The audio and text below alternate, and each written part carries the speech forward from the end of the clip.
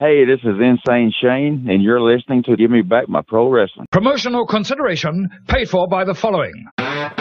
This is Steve Bowtie Bryant here. Back in the 90s, I was a pro wrestling photographer for the South, and I released what might have been one of the original sets of indie trading cards. I ran across some of these original sets. They were up in Randall Fanning's attic all this time. PG-13 rookie card, Ricky Morton, George Weingroff as the Sheik, Chris Champion, Reno Riggins, Billy Montana, Gary Valiant, the Scorpion, the Medic, Rick Reynolds, Jeff Daniels, Mephisto and Dante, Ben Jordan, Steve Neely, Marcus Woodrow, Clinton Charisma, Little Farmer John. If you'd like an opportunity to get these cards, contact me now. You can get them for only $49.99. Contact me at Steve Bowtie Bryant at iCloud.com. Get your set now while supplies last.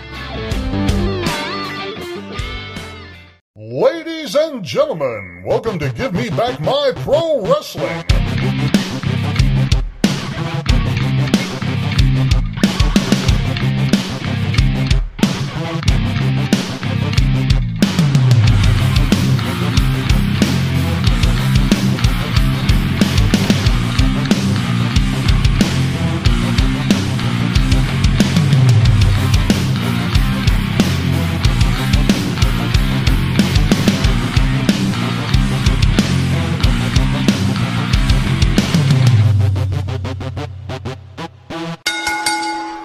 Ladies and gentlemen, welcome one more time to the Give Me Back My Pro Wrestling podcast. And I'm here as always with my brother from the same father and mother, Jared, the Plastic Sheik Street. What's up, brother? How you doing today? Man, I'm just ready to have another killer podcast. You know, we've had some great ones lately. You know, Doug Markham and Gator McAllister, man.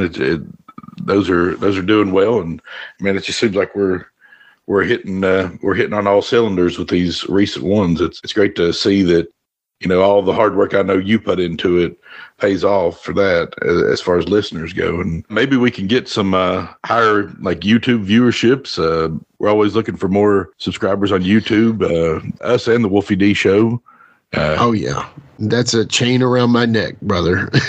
And you know, you put in a lot of hard work. It'd be nice to see it get a little further on some of the platforms and stuff like that. So yeah, man, definitely. And I appreciate you saying that, but you know, we'll get there at least one day before we decide to quit. No, just kidding. But seriously, you know, the Doug Markham show is number 5 all time now, and Gator is number 7, and then Kroll and Plunky happened between those two. You know, we snuck in a Stories Across the Street show there, and yeah, so all of our recent shows have really done really well and jumped up into the top 10 list, which, you know, maybe we talk too much about the top 10, but you know, it's something that's important to us. We love to see what we're doing, and we love to see the listeners respond to the shows that we're putting out there. You know, speaking of the YouTube, y'all, GMB, MPW, go over there and support us. We love that. We definitely appreciate that. You know, one thing I will say though is we kind of put out some stuff there, some feelers and stuff about maybe what I could call those special bonus episodes where guys come on and tell extended stories, and you know, it's usually just about one topic. And I think we've decided on calling it Stories from Across the Street. So give me back my pro wrestling. Yeah, you say it street, but it's spelled street. It's, you know, it's a thing. So anyway, but yeah, long story short, we're kind of decided on that. So you may be seeing more Stories from Across the Street. It's just something fun we're trying to do here to kind of continue to entertain the masses that you all are, to kind of keep entertaining you all. So thank you once again for tuning in today. You know, I will say this one looks like it's going to be a fun one. I'm excited. You know, we're gonna bring Insane Shane Martin on today to talk about WCW Galoob. We're even going to take the Plastic Sheik off the card, let him breathe, and actually we're going to let him take over the show today. What do you think about that? Man, that'd be good. We hadn't heard much from the Sheik in a while. It's good, but you know, man, I'm a men on card guy though, so it kind of hurts my heart to open something. But we'll allow it with this. Good news is we have plenty of men on card Plastic Sheiks, so we'll open them as we need to. But yeah, this will be fun. You know, the WCW Galoob line, I don't want to get too much into it, but you and I did enjoy that line as younger people and have enjoyed them on into the future. I think they're a much maligned / underrated line of action figures when it comes to pro wrestling. I do feel like some of our favorites are always underrated, such as the Remco line we love, but even the Remco gets props. I feel like the Galoob line unfortunately doesn't, you know. Yeah, we're looking at you, Jericho. Yeah, what's up, Jericho? But anyway, you know, the good news is Shane Martin is here with us. We'll talk all about the Galoob line, and we'll also talk about his version of the Galoob line, where he has basically decided that he's going to remake all the Galoobs as guys that are the undercard guys. They're the carpenters. They're the enhancement talent guys, you know, and he's going to take these guys and he's going to turn them into Galoob-style action figures, which to me, that's just cool in itself. You know? Oh yeah, man. I kind of want to get. I kind of want to talk to him about, you know, a Mount Rushmore too. Maybe include some figures in there and see. See his opinion. You know, I know it's fun to get the patented question from the Jared. So how about the patented question from the Plastic Sheik to him this time? So. Yeah, exactly. And maybe we won't be confused, but maybe we will. Maybe not. Who knows? You never know. But I just say, let's go ahead and get him on here and we'll go ahead and start the show. You ready? I'm ready, brother. All right. We'll be right back after these messages with more from Give Me Back My Pro Wrestling.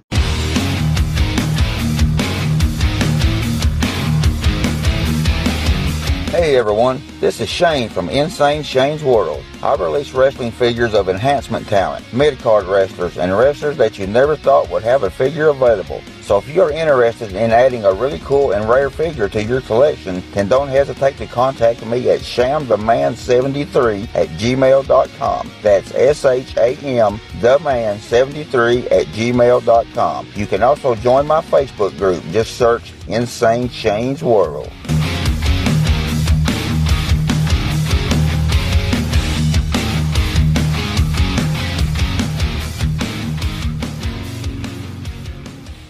Hey guys, this is Wolfie D from PG-13. Check out my podcast, Live and in Color with Wolfie D, every Monday at noon. We're talking Memphis, we're talking ECW, WCW, WWF, everywhere that I've been. We even have some great guests, some Hall of Famers on the show with us. Every Monday, Live and in Color with Wolfie D. All right, we are back with Give Me Back My Pro Wrestling. And again, we are covering the WCW Galoob action figure line with the man, one of my favorite crazy guys, Insane Shane Martin. Shane, how you doing today, brother? I'm doing good, brother. I'm doing good. Man, it's good to have you on the show. We've been talking about having you on for a long time. Even brought up this idea, and Jared was like, yes, let's do it. I'm Plastic Sheik. I rule the toys. So we got to get the toy maker on, you know, and so you're on the show, brother. We're glad to have you. And just excited to talk some, not only Shane Martin, but we're going to talk WCW Galoob, and we're going to talk the Insane Shane toy line, man. Oh, yeah. First off, thank you. Thank you for having me. It's an honor. It really is. I love the podcast and everybody on it, you know, and yeah, it's just an honor to do this, really. Dude, I mean, it's an honor to have you, and it's going to be fun, man. Jared, go ahead. Well, it's just great to have you, Shane. And I always like to, I'm sure if you listen enough, you know what my first question to you is going to be. And this is just going to let everybody know kind of your influences wrestling and who you liked, who you followed, and who inspired you. Give me 4 or 5 your Mount Rushmore of wrestlers. Okay. Mount Rushmore would be Hulk Hogan. Okay. Sting, Surfer Sting, you know, back in the 80s. Got it. Yeah. Paul Orndorff. Nice. And Jerry Lawler. Man. Oh. You know, Paul Orndorff, we haven't heard that one enough, have we, Jared? I know. That's what they call him, the Brandon Bull or something like that. Was that something like that? JR or somebody called him that. Or something like that. Yeah. You know, other than Mr. Wonderful. Yeah, that was his nom de plume or whatever. But yeah. Supposedly like a legit tough guy. I mean. Oh, yeah. Yeah. There's stories of him. I've heard differing accounts of. There's the stories of him stomping Big Van Vader down with flip-flops on. So right, that's what I heard. Beat him up with a pair of flip-flops on. Vader kind of acted like he just didn't fight back, but now I don't know if that's he probably couldn't. Right, that may be true. True. Yeah, exactly. And let's just say this, since we're talking action figures today, what a great LJN, man. That Mr. Wonderful doll is just awesome. Seriously. Yeah. Yeah, it sure is. It sure is. Man. Well, okay. So thank you for asking the Mount Rushmore and answering that one. Like I said, we're going to talk a little bit about your career before we get on to the action figure side. So Shane, we always start it with the Rushmore question and then we go to this one. So your younger days, brother, where are you from? Where were you born? What high school did you go to? That kind of stuff. Tell us a little bit about your younger days. Born and raised right here in McMinnville, Tennessee. Nice. Went to Warren County Senior High, which they changed it, over the years. Now it's Warren County High School. But, yeah, I've been right here in my hometown all my life. Nice. Did you play any sports in high school, anything like that? No. In high school, I was 120 pounds soaking wet, no, I didn't play nothing. I think I hung out with the guys that hung out behind the dugout. Behind the bleachers. I understand. Yeah, that was me. That makes sense, man. You had to have those guys too. It equaled everything out, right? Right. So when did you first like wrestling? Oh, as far as I know, I've watched it all my life. I remember my mother telling me that I guess it was the Goulises back then, back in the late 70s. They would come here probably periodically. And to be honest with you, I don't know if I've been told this story so much that I think I remember it or I actually remember it. But back then they had they had many wrestling bears. But they brought a wrestling bear up once that her name was Ginger, and they wanted to show, I guess, how good she was and how friendly, to a point until she got in the ring. So my mother tells me that I guess they chose me. They put me on the back of the bear and they let me ride her to the ring. Oh, wow. Yeah. And then the only thing I do really remember about those shows was my favorite wrestler at that time, my mom says, was Bearcat Brown. Okay. And she said that he picked me up and held me over his head. And I reckon I screamed bloody murder. Something I remember. It scared me to death. And, he was probably 6'6", and then you're going to hold somebody up, 3 foot over your head. And a little boy, 3 years old, 4 years old, 9 foot in the air. And I screamed. Yeah. Man, that's awesome. Okay, so you kind of grew up on Ghoulies. I mean, I'm sure you also like the stuff on TV too, right? You were. Oh yeah. I mean, like here in my area, we got everything. We got Ghoulies or the Jarretts. We got the Crockett's. We got Vince and his product. We got Vern Gagne. We got everything. If it was on, I was watching it. That's awesome. Yeah. We would randomly see all kinds of stuff, but we didn't get the Memphis stuff. We didn't get the Ghoulies stuff, unfortunately. But oh man, would have loved to have seen it all. Right. I mean, if we could have, we would have watched it. It was going to be. Oh yeah. Well, okay. So that may have been technically your start in wrestling, but tell me a little bit about how because we're getting to a point here now where we're trying to see. So like you're already kind of got your start. Bearcat Browns held you in the air. Is that? I mean. When did you officially get your start in wrestling? I started, let's see, well, of course, I watched it all through the 80s, and I grew up in the 80s. Oh, yeah. So as you get a little older, I kind of got out of watching it, Sure. But, it just, absolutely. And I hadn't done nothing. I played music for a little while, and then after that was over with, I was in GNC one day. A good friend of mine was a manager, and we were working out together at the gym. Yeah. And actually, his name was Chip. He's best friends with Reno Riggins. Oh, okay. And, a buddy of mine came in that I'd worked at Kroger's with about right out of high school, and he had been training. And he asked me, he said, Shane, he said, you interested in some side work? And I'm like, well, yeah, I'm always interested in side work. And he said, now this pays $100 to $150 for 5 or 10 minutes work. Whoa. And I looked at him real funny because he was a police officer at the time. Yeah. I said, now, is this legal? Because I've never done nothing in 10 minutes for $150. Yeah, hold on. What are we doing here? Yeah. Yeah. And he said, it's professional wrestling. And I looked at him, and then my buddy Chip, like I said, Reno's buddy, kind of laughed, And then the guy looked at him and said, what's up? He said, look, you're going to get in there and you're going to make $5 to $40. I was going to say. Yeah, he laid it all out for him, and it made my friend mad. Yeah, it made him mad, and he's like, well, whatever. He's like, well, Shane, if you're interested, come up here to, told me where to come to Friday night, and we'll talk. And he left, and I went up there that Friday night, and I met his trainer, which was Troy Eaton. Yeah, and, okay. Troy talked to me, and Troy shot me a price to train me, and that's just where it all took off. Dude, that's awesome. And, that you ended up actually making, we'll talk more about that later, but one of your very first action figures was to the guy, Troy Eaton, to your man. So, okay, yeah, I was going to say, bro, I was about to be really pissed off if you were going to tell me that you made that much starting out. Literally, I was going to hang up the phone right now. No, I'm just kidding. I was going to be blown away. I probably didn't make $150 the whole 6 years I worked. Yeah, some of the guys we had to work for, unfortunately. Right. Yeah, I understand that. Trust me, I get it. I was a manager, so they were like, okay, we didn't have anything left over. Here's a hot dog. So yeah. Right, yeah. So okay, so you were trained by Troy Eaton. How did that go? Well, I remember, first day, never been in a wrestling ring in my life, and climbed off in there, and the first thing Troy told me was, of course he's having fun, he's loving this. Oh, yeah. And he said, okay, I want you to take a bump. And I had no idea what he was talking about. I'm like, okay, well, what's a bump? He's like, you got to fall down.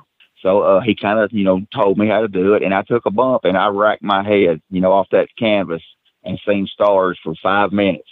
And then he helped me up and he said, oh, yeah, I forgot to tell you, put your chin on your chest. Oh, okay, thank you. So he done that, And so I'd bump and I remember him telling me, man, your bumps look great, but you're too slow. You're too slow. You got to get faster. Yeah. I really didn't understand what he was talking about. So I told him, I said, well, I tell you what you do. I said, and I remember telling him this. I said, I'm going to feed myself to the lines. I said, I want you to hit me with a clothesline and knock me down as hard as I need to bump. And he said, are you sure? I'm like, yeah. And I'm sure he was eating that up too. And he hit me. And believe me, after that, I learned how to bump quick. Wow. Yeah. Yeah. But after that, it was a click. I'm like, okay, I got this now. And as far as the back bumps, yeah, I was ready to bump when it was time to bump. That got you there, right? For sure, man. Yes, that's awesome. Yes, sir. So quickly tell people a little bit about Troy, man. If they don't, I know most of our listeners are going to know about Troy Eaton, but tell everybody a little bit about him. Man, Troy was a great guy. He sort of was. He wasn't the biggest guy in the locker room, but man, he could work. He was probably, 5'8", 230.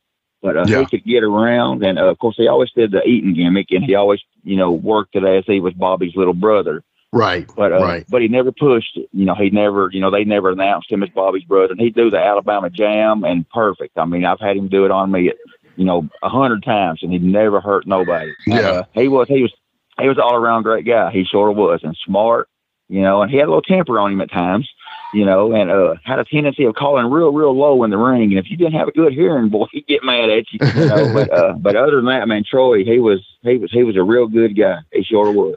I think I met him, but I didn't get to know him. But I always remember guys when they would call spots or call Iggy's, and it's like, and you're like, what did you just say? And they just told you everything, but then you see people on TV now. I think the Botchamania even has a thing to where they even say, like, you're too loud. Like, some people are just like, blah, blah, blah, blah, blah, blah, duck down, clothesline. Yeah, I think they heard that in the front row. Yeah, exactly. And they just say it, that's a lost art for sure. So, and maybe they just think they can because the crowd's so big. So who knows? I've seen Cena do that a few times. Yeah. Oh man, Cena and I just saw Charlotte doing it the other night on SummerSlam, and it was just like, wow, she is talking so much right now. So, but anyway, tell us about your first match, man.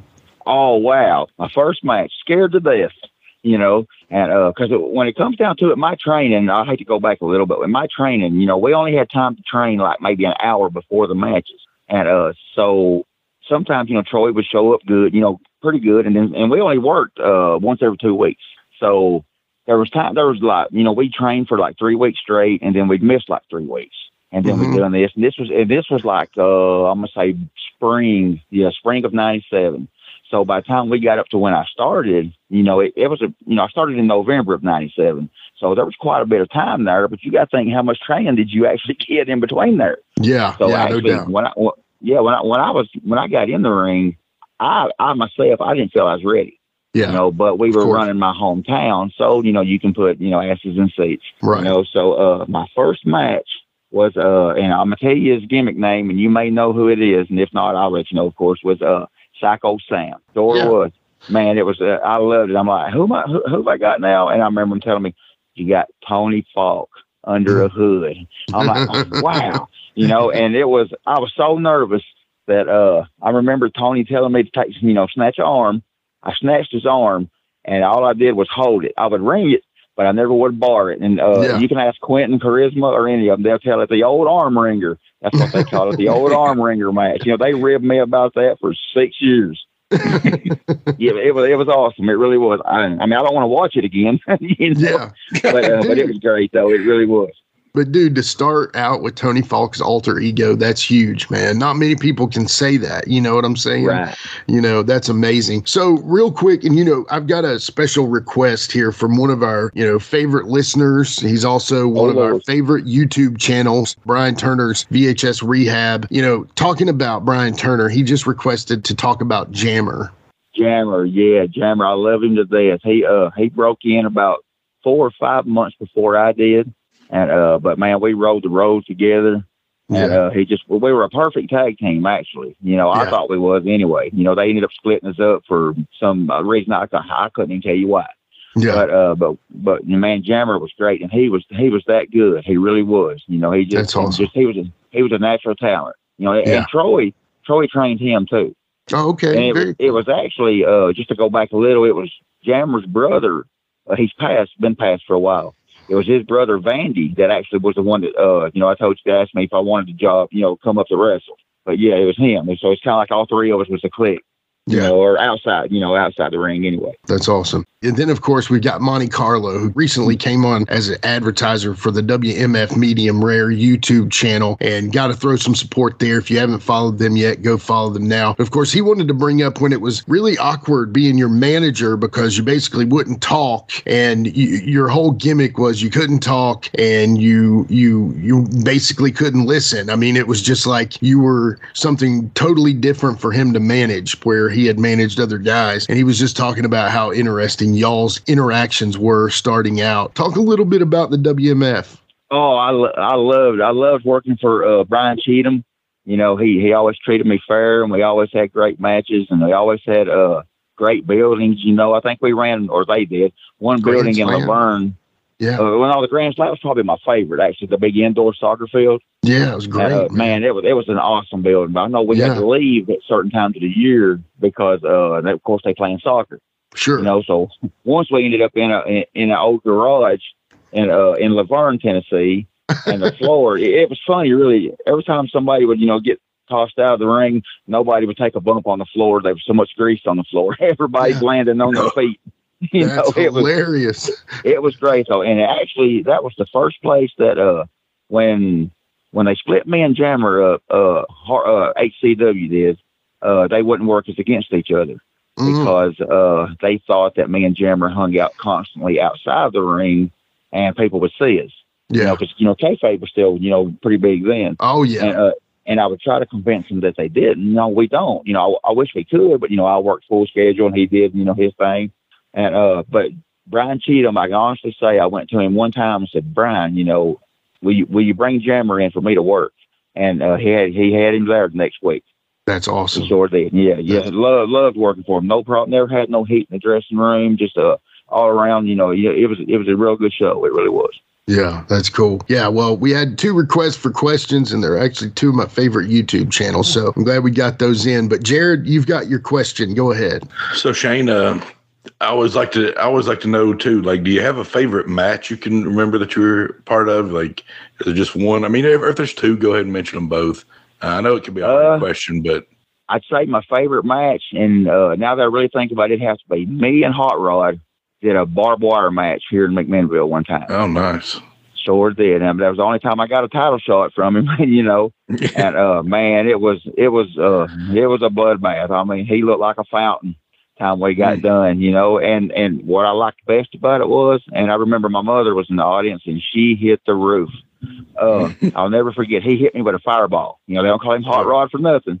And yeah, he hit me with that fireball, and she come unglued. I'd say that match, or the matches that me and Jammer had when my last 3 matches with Porter. Actually, my last 3 matches in the business, working Jammer. I wish he and I could have done more. But yeah, I'd say either him or the Hot Rod. Oh, that's awesome. Yeah, I mean, those are no-brainers, right? I mean, Right. I'm sure you had great chemistry with both and both great guys. So Yeah. If you can't have good chemistry with Hot Rod, then you don't need to be in the ring. yeah, You know what I mean? I mean, he was sweet, perfect. God, always great. He was great wrestler and a great talker, just all around. Just he had it, man. He was it, and he knew how to get heat bigger than anybody, man. He was the king of that. So anytime he ever put me over for getting heat, I was very appreciative of that. So yeah, Right. I remember he told me one time, I was real green and we was working in Petersburg, and he hit me in the back with a chair. Yeah. And he hit me high, and it caught me on the shoulder and bruised it pretty bad. Yeah. And here, me being green, most greenhorns would have, complained, whatever, of course, it didn't bother me none. I never said a word about it. And he told me, and I never really thought about it, but he told me years later that once he realized he knew he'd done it as soon as he done it, and he apologized and stuff. I remember that. But once he found out that he'd never heard nothing, no backlash. He said that right there earned me more respect, with you being that green and you never complained. I'm That's like, awesome. I'm not going to complain about it. That's, this ain't ballet, right? Right. Right. Exactly. Elements of ballet are good for the footwork, but other than that, nothing else is like ballet. You know what I'm saying? So anyway, I'm getting an alarm here. I don't know if y'all hear this. Oh, wait, it's the Plastic Sheik, y'all. The Plastic Sheik has just arrived.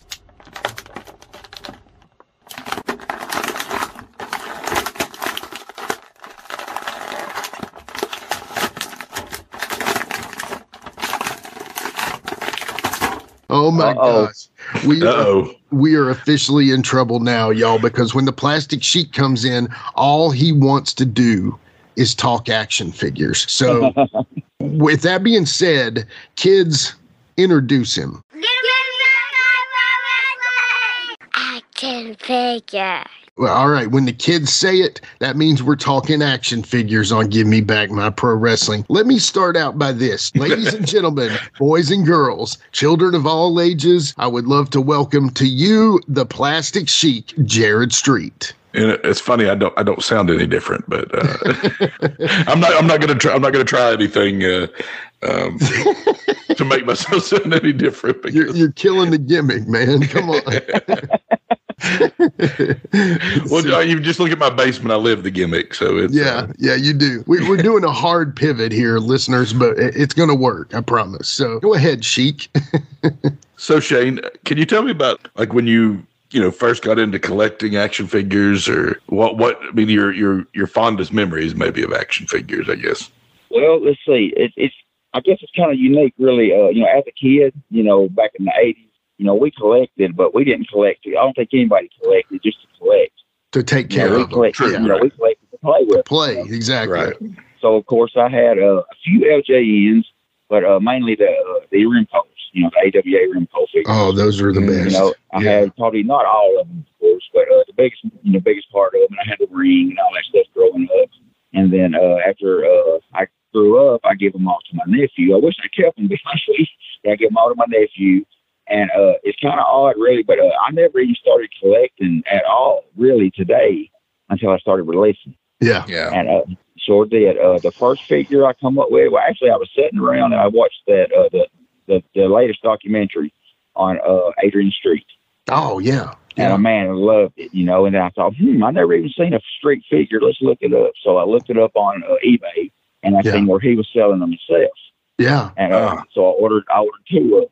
And he signed both of them, and a real good guy, and I talked to him. And I got to looking at it one day. Of course, it's non-articulated, too.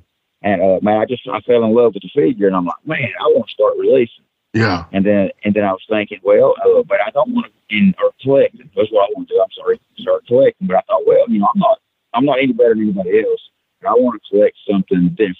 Yeah. And I thought, well, what do I want? Then I thought, well, my favorite style, even though this is going to tell my age, even though I was too old to really be buying them and collecting them, because nobody collected them, at that age. Right. The Galoob came out in 1990. Well, 1990, I was 17 years old. Yeah. And I don't think there's any 17-year-olds collecting toys. You know what I mean? Oh, no. But I had a few, and I thought, well, I want to release guys that either influenced me to get in the business or helped me out while I was in the business.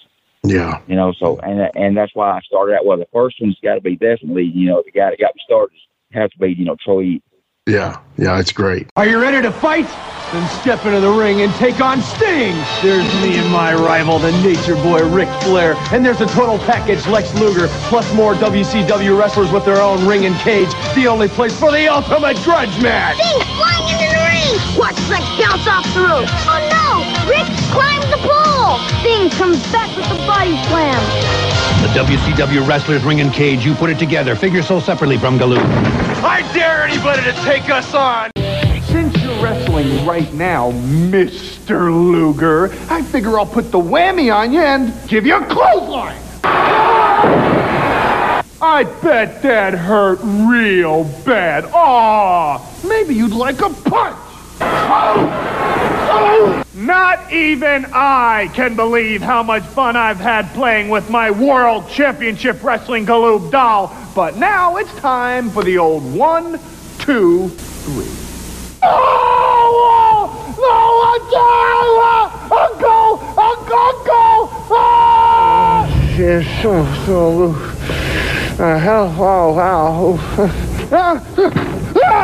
I'll never put the whammy on you again, Mr. Luger, I promise. WCW figures from Galoob. Are you ready to fight? So anybody that's read what the show's about today, obviously we have Insane Shane Martin on, but the whole point of the matter is that we get to talk about WCW Galoob action figures. Now, we're not the same age, but we're similar in age. The Galoobs kind of came along late for me too. I was starting to notice girls more and less worrying about action figures, wanting to consider myself cool more. But I remember this kid on the bus. And he had 2 action figures. He had a Brian Pillman and he had a Sting. And oh my God, they looked so good. And I was just blown away by those action figures. And we didn't even know they were out up until this kid on the bus had 2 of them. And so obviously Jared and I were like, okay, we still want some action figures. Jared's a little younger than me, so he was still, you know, it was still in the game. Still in the game. And so we went out and got a few of them. I don't know the total amount of them, but we did get the WCW Galoob. So I'm going to read a little something and then I'm going to shut up and let the Sheik take over here. So WCW Galoob is based off of a toy line that was made for World Championship Wrestling, but the company that made them was a company called Galoob. And so Galoob was founded as Louis Galoob Toys Incorporated in 1954 in San Francisco, California, and was reported to be the 3rd largest toy maker in the U.S. at the time of its acquisition by toy giant Hasbro in '98. It was led by the Micro Machines, Pound Puppies, Mighty Morphin Power Rangers, and several other major toy lines, such as the Star Trek franchise, Alien, Babylon 5, Predator, Terminator, Star Wars, and even the A-Team. But the main important line that we love about the Galoob line is obviously the WCW Galoob line. And Sheik, why don't you start talking a little WCW Galoob? So kind of I want to start just kind of with the, you know, they break them down into kind of 2 series, and it's really series 1, which is the US series, and then series 2 is kind of the UK series. From everything I could find, they didn't break them down any other way. And you know, if I'm talking along the line and you all think of something like, kind of I was thinking of trying to think of, why didn't they make this person? Why didn't they make this person? Yeah. If shout them out if you think of somebody when I'm going down the list. So the US first released 1990. You had Arn Anderson, Lex Luger, Ric Flair, Rick Steiner, Scott Steiner, Sting. You had Barry Windham, Brian Pillman. You had Doom, which was Butch Reed and Ron Simmons, Sid Vicious, and Tom Zink. And yeah, I think that's the series 1. Now they did have 2 packs with like Doom, Sting and Luger, Flair and Arn, and the Steiner brothers. Was the Dustin Rhodes, was that UK or was that America? That's I'm pretty sure it's UK exclusive from everything I could find. Yeah, I'm pretty sure too. Yeah, and that's kind of odd to me. It looks like Dustin would have been like a right. Yeah, but you know, I had no idea that there was even a UK versions of them until recently, because there's and I'll give them a shout out. There's a Facebook group called WCW Galoob Geeks, and it's based in the UK. And they have, and I was looking at those, and they have heck, they had 3 or 4. I mean, it was the same figure. They had 3 or 4 different paint schemes for Sting. Right. You know, they had a Luger that had all the robe, you know, and, and the Big Josh, you know, and all of that, the Matt Bourne. Oh, yeah. Yeah, I mean, these are amazing. Yeah, right. Yeah. Yeah, they had some different ones. I was also going to include the Freebirds. I was going to ask a question about the Freebirds since you brought them up. I don't remember them personally. I was younger, I guess, but I don't remember them personally having that face paint on that they have in the Galoob figures. Yeah, I don't either exactly. And it may have been a one-off thing teaming with Sting, or maybe I don't know, but it was like they have like this almost like lightning like face paint on their around their eyes or something like that only. Yeah. And I just never remember Jimmy Garvin or Michael P.S. Hayes ever having that. Right. I remember seeing those too, and I thought they were customs. You know, I mean, I knew they were Galoob figures, but I thought the ones I'd seen, I thought someone had just painted some face paint on them. But I'd never seen, like you, I'd never seen them do that, that gimmick at all. Yeah. Let me go ahead and go over the UK line, which came out in 91 from everything I've been able to find. So you had Arn Anderson. You had they were more of a like reddish trunks, and the other ones were red with white on them. Then you had Barry Windham. You had Brian Pillman, I believe, in like a blue like trunk, like almost like a blue like tiger trunks. Yeah. Okay. Then you had the Luger in the robe, like his entrance gear. You had Sting in like the coat with the black coat with like the pink frills. I just call it like the Sergeant Pepper jacket. Sergeant Pepper. Yeah, there you go. Yeah. You had Luger, Flair, Steiner's with a different print. Ron Simmons and Butch Reed kind of look the same. You had Sid Vicious in a different get-up. You have the Freebirds, Jimmy Garvin and Michael Hayes. And you have Big Josh as Matt Bourne or Doink the Clown. Yeah. You have Dustin Rhodes, who's a UK exclusive. Ellie Gante. Which looks gigantic, which it should be. Compared to the rest of them, yeah. Right. He's got his arms up, which is weird, but, I guess that makes him even taller. But one of the things that always kind of bugged me, and maybe I'm saying this a little early, but one of the things that always bugged me, but it kind of tells you where they were maybe going, was Doom wearing sweatpants versus, like, I would have rather have seen them in the hood and then maybe out of the hood, and then with the sweatpants on, it felt like they were actually just Butch Reed and Ron Simmons at that point. You know what I'm saying? Right. But and they don't list. I think do they list them as Doom? They do. Yeah, they list them as Doom. I was talking about just the single packs. Oh, okay. That's what I was trying. I think the single packs was just their shoot names. I'm pretty sure. Okay, gotcha. Yeah. Okay, gotcha. That makes sense. Yeah. Now, getting to them, there are some of them, and I have a Butch Reed like that. I'm looking at him right now, who have Nike swooshes on their tennis shoes, But I think Nike sent a cease and desist on that. Wow. Because I've got a Ron Simmons that has just plain white tennis shoes. Oh man, he's got the Reeboks on. So yeah, he's got the old man. He's got the old man sneakers on. Yeah, what they look like. He needs a little green grass from mowing the yard in them and stuff. Yeah. But one of the figures, and I know you're going to bring this up, Jared, because you're in a similar state right now, is the Arn Anderson, bald spot. Yeah. The my spot.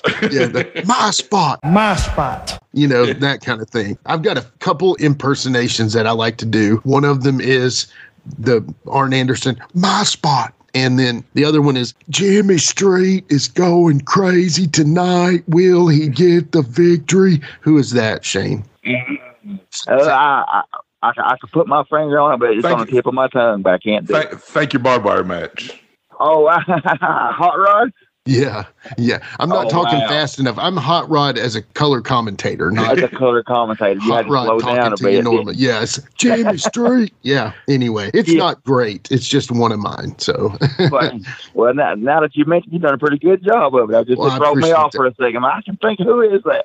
Yeah, I appreciate that, Shane. You're too kind. But obviously, the one that I always wanted that never, I don't think, got made, the only one I think is owned, Jared, you can tell them who it is, but the one that I would love the Ricky Morton. The Ricky Morton that I think Matt Cardona has it. I mean, last I knew he had it. So, so he had that and the Scott Hall as the Diamond Stud. So yeah. So Ricky Morton's found its forever home. Let's just say that. Yeah. I think it would take a lot for. Yeah, it's a. But it looks good. I mean, you wonder, like, because he's got the rock and roll gimmick on. You wonder why was they ever planning to maybe make a Robert as well? Or he doesn't have the short hair, though. He has the long hair in it. He's got the full-on mullet. He's got everything. And I mean, it just leads to me to thinking of, like, let's talk real quick about some of the guys that they should have made that didn't get made. Right. I mean, like the Midnight Express. I mean, dear God, that line screams, we need the Midnight. Now, I know the Midnights had kind of left in 90 after a dispute. So, but Bobby Eaton stayed behind. So hopefully they could have at least made a Bobby Eaton, but maybe Bobby wasn't down the line. Tracy Smothers, Steve Armstrong, that would have been incredible to see. You know, I mean, Stunning you guys, Steve Austin, dude, I mean, Rick Rude, all those guys. But I mean, it was, you know, talk a little bit about some of the guys that you think should have been made. Yeah, I mean, yeah, you're right. I mean, I agree with everything. You know, that they missed the ball on so many of them. Yeah, you know, and I'm like, even, you know, like you said, even, you know, the Midnight were on their way out or whatever. They could have done, you know, both of them, you know, and Cornette too. That would have been awesome. Incredible. You know, and just a lot. There's just, I'm not like, you know, what happened? I don't know if they were going for, okay, well, we're going to get them in the next series, you know, or whatever, you know, but just, I don't know what happened to that, but unfortunately, you know, it never happened, and it should have, that's for sure. And I mean, you had Sting's rookie figure, Luger's rookie figure, but at this point, like Ric Flair already had a Remco, you know, and the Freebirds already had a Remco. So if you think about it, they're two figures in, and it's pretty cool. Go ahead, Jared. You were talking. No, I was going to say, when was the Dangerous Alliance? What's the time frame on them? Was it like? That's what I was. It might have been a little after, but because I could be wrong. I think that was around maybe 92, 93. Yeah, I think you're right. I know there's a Galoob commercial with Luger and Paul Heyman in it. Yeah, so they'll have just heard that. So I was trying to think, like, wonder if there was ever like a Paulie Dangerously Galoob in the thought, but they didn't. I don't know. It's I don't have. Sometimes there's not great information on all that Galoob had planned for it. Like I've heard a lot on. You know, Hasbro and LJN and everything like that, but I haven't heard as much on the Galoob side of maybe what was down the pipe. Besides the unreleased figures. You know, as far as Galoob, of course, they're just playing off of, you know, hey, you know, what wrestlers you want me to do. Right. You know, I think, you know, of course, you know, people's mentioned it a lot. You know, WCW, they've missed the ball for a long time of merchandise. Oh, totally. You know, I mean, there's, you know, I mean, I'm sure they've done good with the Galoobs, but there was, like, you know, like we done said, that there was, you know, not knocking anybody that they did make. Everybody deserved it. But there's so many more. I'm like, you know, where's these guys? Right. You know, let's get these, you know. Yeah. I mean, I'm imagining a Dangerous Alliance would have been incredible, man. Can you think of that crew? I mean, the Zbyszko, you know. Zbyszko, yeah. Yeah. And well, the Road Warriors, they had, I mean, I guess they were in WWF at the time, but I was trying to think. It was a weird time for them. They were like back and forth. They were everywhere. Kind of. Yeah. I think a lot of it might have been, you know, some of the guys like, well, I mean, I'm just going to say Zbyszko and, you know, in general, like some of the guys, their gimmicks, you know, or whatever, wasn't very toyetic. Sure. You know, so, you know, like, oh, well, why we won't make this guy? Because this is just, you know, Terry Taylor, you know, or something like that. You know, there's no cartoon here. You know what I mean? Right. It's a good point. Yeah. A lot of people are fans of the Brian Pillman, I think, because the trunks are so different. Yeah, I think I've heard a lot of people speak highly of the Brian Pillman over the years. It looks like him too, you know. It does look like it. Oh, that's amazing. You know, the you know, how precise they were with the head sculpts and all that back then. I mean, just to jump to another line for saying the rim toes. I mean, 1980s.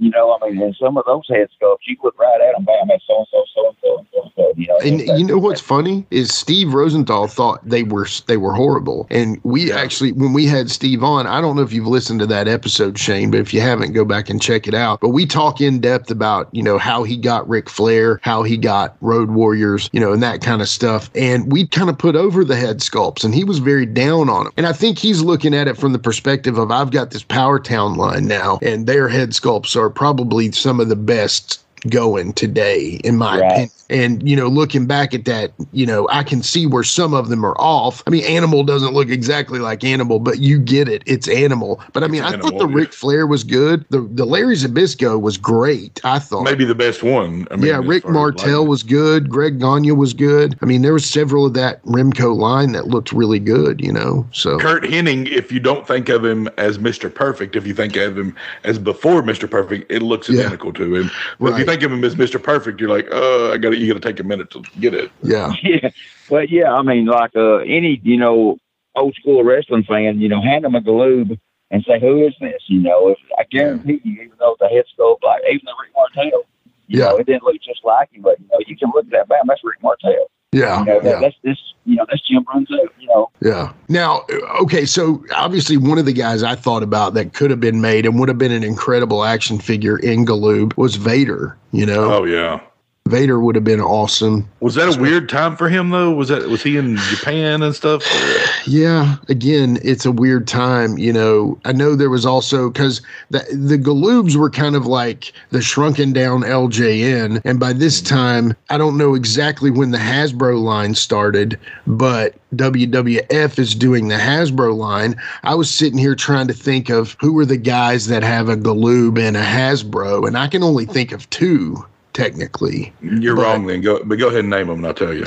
Well, the two I can think of are, of course, Eli Gante, that with the Giant Gonzalez, and Sid.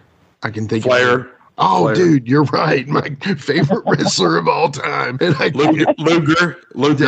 Duh. Wow. Yeah, I'm wrong. Matt Bourne has one of each. Good point. Great point. Yeah. Yeah. Sid has one of each. I said Sid, didn't I? Oh, you did say you Sid, yeah. Steiners have one of each. Okay, I'm horrible. And if you talk about the unreleased, you've got Scott Hall has one of each. Yeah, fair enough. Yeah. Okay, I'm kicked off the show. Kicked off the show. Y'all take over, guys. I think that's it, though. I think that's it because you didn't get any kind of. Did they make a Tom Zink? No, they didn't. Never mind. No, they didn't. Yeah, he was the Can-Am Express real quick, but yeah. So anyway, now, I was gonna mention to you all the 14 inchers. They had 4 of them: Lex Luger, Ric Flair, Sting, and Sid. I was thinking you were still talking about Tom Zink there for a second. Sorry.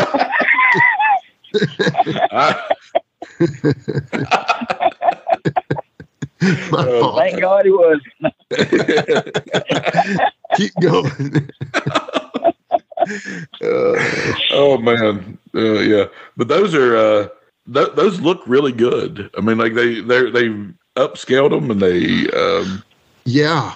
I don't really remember those though, and it's such an odd size and such an odd style. I mean, they look good though, for sure. They almost look like that line. What's that line from Japan that WWF had? It was like the Star Toys. The Star Toys. Yeah. Those were real. Those were kind of the hair on those Star Toys ones are like, I don't know, like I could see like Warriors. It's just like a big afro, like it's not like good. Barbie hair or something like that. Have you ever seen those before, Shane? No, I'm not familiar with them. Yeah, man. I'm have to Google them later. Yeah. Seemed like you said Japan, but I was thinking maybe just Europe. I don't know. I could be wrong. I might. They're very hard to find. Like if you find one, they're usually $400 or $500 at least. Wow. Yeah, and they're just. And that's probably in not great condition either. But wouldn't you say about 14 inches tall or so? Wouldn't you? Oh yeah, every bit of. And they had the.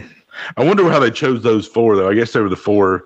Yeah. Kind of guys at the time they were trying to, in the heavyweight. Say them again. Tell the names of them again. It was Luger, Sid Vicious, Flair, and Sting. Got it. Yeah, that makes sense. I guess you're probably thinking of, okay, like, we think we're going to have Sid for a while, even though we don't, and then you've got Flair, who's a staple, and Sting, who's the franchise, and Luger has been there forever. So, I mean, those are pretty solid 4 choices. Maybe you could have gone Pillman instead of Sid, but I don't know, man. I think those are 4 strong choices for that. Again, a weird line. I don't know, what'd you think of him, Shane? Well, as far as Sid, I think, in my opinion, it would be just because his look. He got the classic look. You think of a pro wrestler Sid. He's got that perfect build. Yeah. You know, he's, you know, of course he's huge, but you know, he had that wrestling build. Oh, and totally. He had that look. You know, I think they thought that right there would be, you know, that's the kicker right there. You know, add him for sure. Absolutely. I say it all the time. If you were to have somebody just draw a pro wrestler, it could very easily come out looking like Sid, you know? So, right. It's Sid, in my opinion, Sid or 1985 era Ric Flair. I mean, they had that perfect build. Oh, you know, that's the body, you know, of a professional wrestler. I think modern day, I've heard it said, and I agree with it. Randy Orton is like, if you could have, he's like 6'4", 6'5", like leanly muscular. I mean, it's like, he's not like overly muscular, but he's like, he just got, I don't know. I just think he's the build today, I guess it is. Yeah, that's a good point. Yeah, I agree. He's not like Cena or Steiner or some of those guys, you know. He's not overly muscular, but he's enough to where it's svelte. Is that the term I'm thinking? Svelte, yeah. But yeah. So let me mention some of the unreleased figures right quick. They have an unreleased Black Blood, the executioner gimmick kind of thing. Okay. I don't really remember that gimmick that much. I mean, I kind of got a little bit of flash in my head, but I don't really remember that. Who was that? Do you know who that was? Black Blood. That's a good question. Keep talking. I'll keep see talking. what we can find. There was an unreleased Butch Reed. I don't know what's kind of different about it. Then the unreleased Diamond Stud, which I think Matt Cardona also has that. There's a Jimmy Garvin where he's got his robe on, kind of strutting. There's an unreleased Luger in like a kind of different outfit, like a different pre-ring outfit. There is an unreleased Flair in his like red robe. Oh man, I would have loved to have seen that. Oh, it's a nice figure. An unreleased Michael Hayes in his pre-ring robe. Then man, that's of course the one they should have went with to begin with. Yeah, there you go. They have Ricky Morton, of course. There's a Tom Zink, and I think I've seen the figure. Maybe Matt Cardona has this again, but he's got like orange like boots or something like that on, and maybe orange trunks. Does this mean there were like a picture made of the figures? I can send it to you. And then, by the way, the Black Blood was played by the man that fought Hercules at WrestleMania 3. He was famous. Let's say that, but I didn't want to be wrong. I mean, it's got to be. I'm pretty sure that's Billy Jack Haynes. Billy Jack Haynes. Exactly. Okay. Yeah. All right. You know, I'm not for sure on that, but I'm pretty sure that he did that gimmick at that time because of, I think he was under investigation for maybe, and I hope I'm wrong, but I've always heard that he was under investigation for some murder charges. And he was really, you know, that Billy Jack Haynes was not going to be Billy Jack Haynes. He's going to be totally somebody else. Wow. And knowing Billy Jack, you know, if you've seen any shoots for him within the last 10 years or whatever, man, he's a maniac, that's for sure. He's a little odd. Yeah. He's out there. He's, you know. And his laugh throws me off, too. That hee kind of thing, you know. His looks, I mean, I haven't seen it might have been his first shoot. I don't know. I watched a shoot with him one time. They called it the bombshell because he's always going to drop this bombshell at the end. You know, and his whole hair, of course, it was all white and it was bang cut. And I'm like, man, if somebody hadn't told me that was Billy Jack Haynes, I never would have known in a million years who the heck that is sitting there talking. Yeah, that's crazy. A bit. And PN News, that was an unreleased one. I think maybe he was coming with, it was either him or Black Blood, I think, was going to come with the ring is the only way you could get them. Then there are some unreleased, and maybe you've seen them before, Shane. There are some Galoobs that have like movement in their arms at least, and they kind of look I've never seen them, but I have heard about them. You know, I'm like, man, those ain't Galoob. I mean, I know they are, but I'm like, man, I gotta have my non-articulated. You know, that's Galoob to me. You know. Right. Yeah. These are. They almost look like a cross between like Hasbro and Remco or something like that. Wow, that's interesting. And I'll send you this. They got Sting, Vicious, both Steiners, Flair, Luger, and I think that's it. Or at least that they have pictures of on this.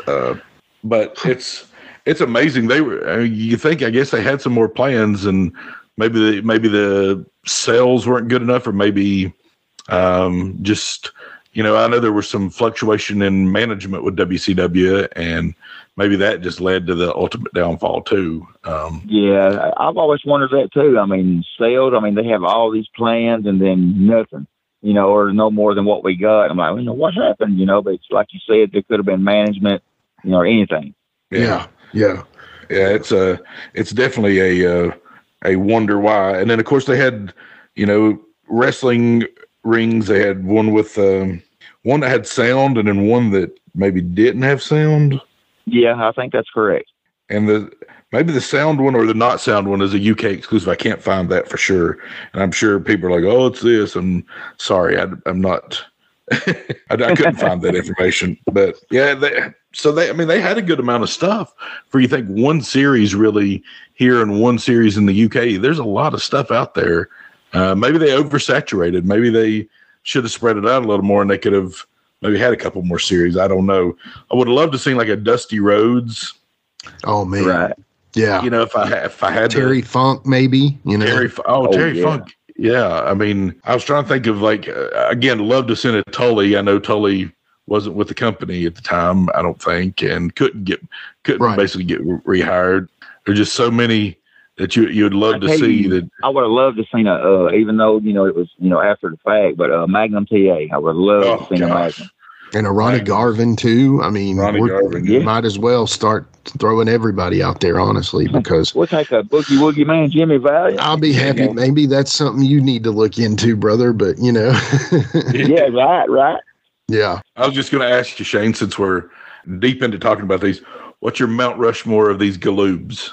Oh, let's see, I'd have to say Sting.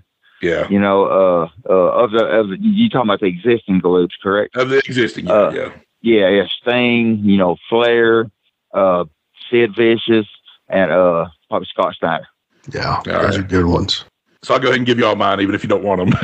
But I'll take Brian Pillman in the Cincinnati Bengal trunks. I'll take Sting.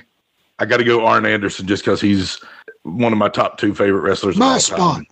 My spot. I'll take him bald spot or not. I don't care. That's what I was going to say. Bald spot or no bald spot. Yeah. I think I want bald spot, actually, because I feel like he had it. So I actually feel like I want it. And then Sid's an awesome looking figure. I'm going to have to go Sid, I think. The only thing, which I mean, I'm sure that was his gear, of course, but the only thing I wish was different on Sid was I wish he would have had just a trunks on. Totally. You know. Yeah. If I that's a good complaint. Yeah, and you know that Sting you were speaking of earlier, the one with the jacket with the fringe and stuff on it. The first time I ever seen that, I thought it was a custom. I thought, man, somebody's made a really cool, you know, Galoob style Sting. And then I, of course, joined that group, you know, I was telling you about, and they're all, you know, it's all over. And I'm like, well, maybe it ain't a custom. You know, I've never seen it before. It was beautiful. I really like the Big Josh figure. I've never had it, but it's a pretty cool looking figure. And, you know, Matt Bourne was an incredible talent. I watched that Dark Side of the Ring about him recently, and he was an incredible talent, just had some demons in his life. I mean, yeah. Dustin's a good looking figure too. But. Yeah, I totally agree. Yeah. And Dustin's, you know, I think that Big Josh figure is probably the most highest price reselling. Gotcha. I think so. Find Big Josh with the axe handle, and they say, man, you know, that's the money right there. That's awesome. Well, while we're giving them, I'm going to give you mine. So mine, of course, is Ric Flair. That's probably the top one. But I got to go with that Sting and that Brian Pillman. I would have never known about either of them. If not, I do love the Arn Anderson, but I got to go with Barry Windham. I really like the Barry Windham figure. It was a little different, you know, but I liked it. My complaint about Barry is the way they have his ponytail. It almost looks like he doesn't have long hair or something. Yeah, it's short hair. Yeah. And next time y'all get a chance, look at the Scott Steiner. Tell me it doesn't look like Cena with a mullet. It probably does. I tell you, well, since we're talking about that, the UK exclusive of Luger with the robe on. Yeah. And to me, it, you know, just because, you know, he, you know, has a nice robe too, it reminds me a lot of LT Falk. Oh yeah, it does. I can see that. LT, you know, it's awesome. I'm like, LT had a figure before he was even born. You know. Yeah. Now that would have been one with the computer chip that talked, right? Because LT, he's a promo guy for sure. Yeah, he sure is. Yeah, that's awesome. That's awesome. And just so I don't forget it, they also had a collector's carrying case, which every toy line basically did back then too. So yeah. You had to have something to tote them around then. Definitely. Yeah, that's awesome. I always, the LJNs came with that cartoon style. It was like cartoon based, and that's what always led me to have the theory that the early LJNs were based on the cartoon, if you look at some of the face sculpts and stuff of their. But when it comes down to it, though, the WCW were strictly based on the guys themselves, which is cool. And I hate to not throw Ricky Morton in, but I don't know that he was ever in mass consumption ability. I think he was just a painted prototype, right? He never made it to market. That I think anybody knows about. There's only one or maybe two of him, and I've only ever seen one. Yeah. To add him on my list, of course, he would be on there if he were available, but I just feel like that was a little too much to put him on mine. So, Shane, while I'm at it, how about your Mount Rushmore of other wrestling figures, non-Galoob? I have to go with Remco, to be honest with you. To be honest with you, I don't know much past that. Actually, the Galoob, like I said, I was 17 by the time the Galoobs come out, and never really collected. Now they got some nice figures today, of course, but those like say you go out and buy some today, don't mean to change the subject at all, but and these figures got all these extra hands and heads up. Yeah. That kind of weirds me out. To be honest, it really does. I'm like, man, I just don't understand that. You got Hulk Hogan with 4 heads. 4 different, facial expressions, and you got the number 1 and the fingers and all that. Yeah. This just kind of weirds me out, but I have to go with Remco, and that would definitely be, Flair, and then, the Road Warriors, everybody's got, I got to say Road Warriors for sure. Yeah. And then I'd say, I know it's kind of odd because it's only half the tag team, but I'd have to say, just my favorite, one of my favorites, of course, was Wild Bill Earl. Oh, yeah. Okay. Oh, yeah. He ain't blind. He wrestled George Weingroff one time, and George was getting the better of him, and he yells out, "He ain't blind. He ain't blind, I'm telling you that." And, speaking of the Remcos, of course, they were all pretty much the same, body frame, except for, now remember the Scott Hall girl one? He had the same upper torso as everybody else, but his legs, I remember, were shaped just a little different. Than the rest of them. I remember that. Gotcha. Yeah, you had two body styles. Yeah, you had two body styles. You had the Abdullah body style or the Terry Gordy or whatever, and then you would have the Road Warrior Ric Flair kind of body style. So it was like He-Man body style or their own kind of, I guess you want to say like fat guy body style, even though it really wasn't, Right. Yeah, like you said, the Abdullah, it was completely different than anything, but it wasn't really a fat guy. Right. It just looked like it, just never been to the gym, that's for sure. Yeah, exactly. Yeah. And then, of course, the Baron von Raschke, he had, of course, it was just like the other one, except he had the claw hand. Yep. And he had to. That was a no-brainer. Had to have that. Yeah. You can't give him the claw hand on him like the figure. Right. Exactly. Yeah. Shane, it's funny you were talking about earlier, though, all the extra hands and everything like that. My son, Little Sheik, I've got him trained. When he opens one of his new figures, he hands me all the accessories, and I put them away for him because I'm like, these are the valuable parts. Exactly. So, one question for you, Jared, real quick. Do you open your figures? I don't. You don't? Oh, I don't. I have to open all mine. I might have to. I don't. Now, if I do open them, I'll buy 2.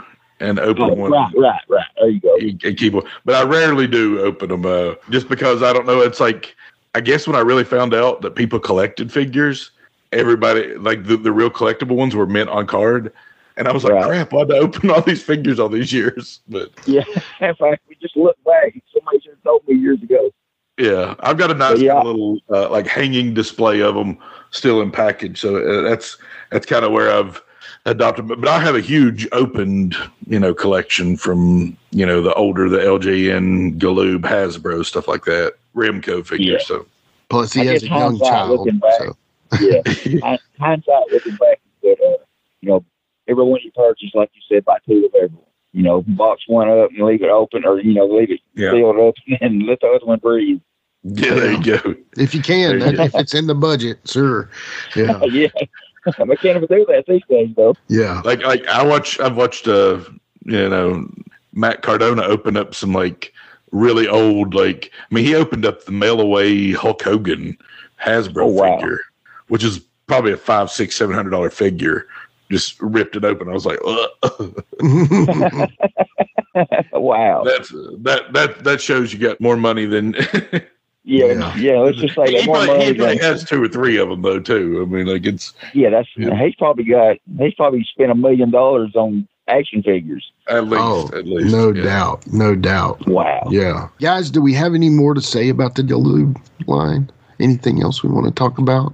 Only thing I'll say is, or for myself, is I only have one today, believe it or not, and that is the Sting, of course, probably the most popular one.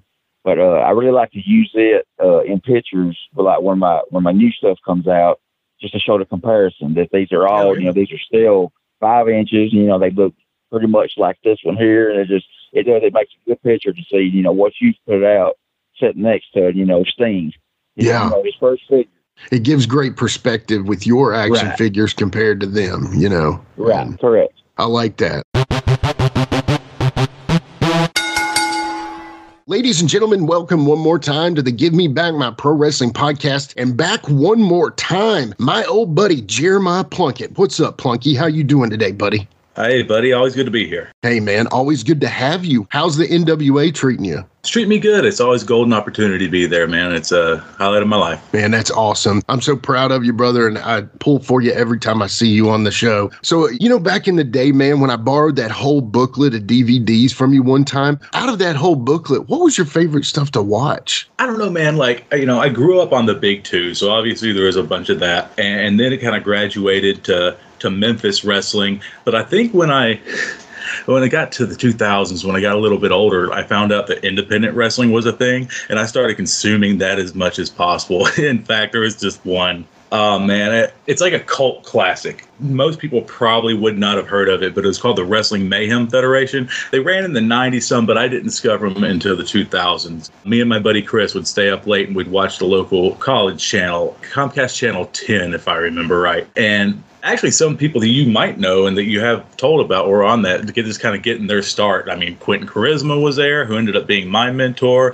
Mikey Woods, who ended up being the guy to train me. There's like Mark Gordy, Kevin the Thug Jones. He could go off on a crowd like no one else. Hot Rod Biggs was there, former guest of the podcast. You saw a lot of guys like in their element, and it was a really niche thing, but it's super entertaining. Man, I know exactly what you're talking about. That's called the WMF. I found them on YouTube recently. WMF Medium Rare channel. I actually reached out to the show's producer, Monte Carlo, who was actually part of the show himself. He had a French filmmaker gimmick or something like that. What I will say about it is I do know the gimmick was awesome, but what's even better is the production level on these videos that he was making, man. Yeah, man, he was doing a lot with a very little. And I think the show ran for roughly a year, and it had run like 5 nights a week. So no matter what, me and Chris would be on the phone and we'd be watching it and we'd be talking to each other. It had its own vibe about it, man. Just absolutely great matches. Y'all got to go check out the WMF Medium Rare channel on YouTube today. Starting September 1st, they're posting the whole final year of WMF on the YouTube channel. And I just wanted you to come by and help spread the word for it. You've got to click subscribe and hit that notification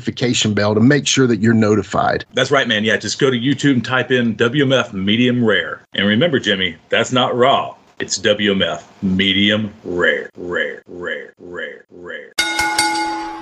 So Shane, I've seen you got your toy line, your Galoob-ish, I guess we'll call them. Yeah, they match up. They match up pretty nice. Why don't you talk about the guys you've got that you've made so far and stuff like that, and kind of your start into it? Okay, well, let's see. Well, my first one was, of course, Troy. I had to start with him. To pay respect, for myself and his family. Yeah. And the second one I released was I'm not sure if you're familiar with him or not. I was watching. I just found it on what was it? It had to be YouTube. There was a guy out of from Ohio named Magnum CK. And man, he's brilliant. He's I think he's back in the business doing some stuff, but he got hurt and quit. And he did a full documentary on his career, and I've never seen the guy work or nothing. And man, it blew me away. I'm like, wow, this guy, he should have made it. He was that good. Okay. And then I think he hurt his back, and he went in, and the doctor had diagnosed him with spinal bifida. And so he took all this time off, but I reckon he's cleared. He's doing some stuff now. He worked a lot with, I don't know if you're familiar with it. It's called Absolute Intense Wrestling, AIW. I've heard of the name. I've heard of it, yeah. And I've definitely seen that documentary before. Yeah. Matt Cardona was champ for him for he may still be. So that's what okay. That. But him. I reached out to him and I told him what I wanted to do, and he said, "Well, yeah, sure." And I told him how my deals work, and he gave me full permission, and we done that one. And then the third one, of course, was I had to do Reno. I contacted Reno, and Reno was way up for it. And we done that one, and man, it turned out. I'm very, very satisfied with all of them actually. And then, of course, the last one I did so far, or the current one, was Randy Hogan. And Randy, man, he was tickled to this, to get a chance to have that figure. Of course, I let all the workers, I let them, this is your figure, you design it. And Randy wanted it just like this, and boom, it come out. Like Reno, he told me, he said, I don't care how you do it, I want my balls geared. So we made sure. So I went with probably a 94, 95 head sculpt. MCW era. With the balls geared. And it turned out great. And he had talked to me. I still want to do it too. He wants to do a Stephen Dunn. Great. I said, we'll make that happen too. Definitely gonna make that happen too. Yeah. Complete with haunted house, by the way. I've heard he lived in a haunted house. I've always heard that too.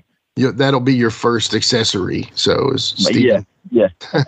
Dude, that's a great idea. I love that. You want to probably complete the tag team. That would be great, So, you're talking about the wrestlers you made so far. I got to know, who are your wrestlers that you want to do next? I mean, I know the Tony Falk's coming up, and who are some of the guys that you have on your list? And you don't have to spill all of them. I know you want to keep some of them as a surprise, but. Yeah, I can spell all of them except for one, because, man, it's going to, hopefully, it make a lot of people happy. Of course, Tony's actually finished. We're just waiting to release in September. And next up, actually, right now we're working on George South.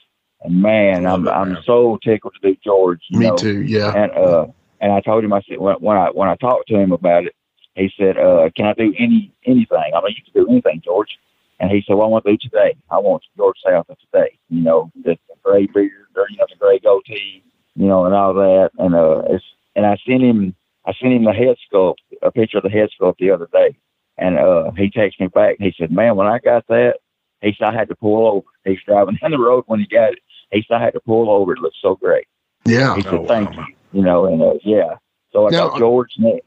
Now, talking about George, obviously we just had him on the Wolfie D podcast. We put the action figure over. We're happy to help you with that. Thank you for hooking that interview up, brother. You actually helped us out with that. We'd been wanting George for a long time, and 99% of the time Wolfie has connections that can get him, but for some reason we were never able to make George happen, and you were like, "Hey, you want to get George?" And I'm like, "Yes." You read my mind. So thank you for the hookup on that. But one thing I will say is, George, to me, is, he's so happy. But George was actually one of the guys that was mentioned to be working with Powertown. Talk a little bit about that, if you don't mind. And we don't care if you say things about Powertown. That's fine. Say it. Here's way. I reached out to George a long time ago, or I've been releasing, but I reached out to him and said, "Hey, I'm interested in doing a feature." And he had told me that he was signed with Powertown. Yeah. And I said, "Okay, well, that's fine. Thank you. And I look forward to, getting it, even though I don't like, all these accessories, but, maybe it won't have to be. But, so, I don't know, period of time went by, and I reached back out to him. And I said, "George, any idea when this Powertown, figure's coming out?" Because I had no idea how many wrestlers they had under contract and all that. Millions. And he told me, he said, "Buddy," he said, "they got over 200 under contract." He said, and they're coming out, in these series, and it's taking this long or whatever. He said, "Let me go with you." Yeah. I said, "Are you sure you can do that?" I said, "Are the contracts exclusive? Because I don't want to get in trouble or step on nobody's toes and all that." And he said, "Well, let me talk to Magnum." He said, "And then I'll get back to you."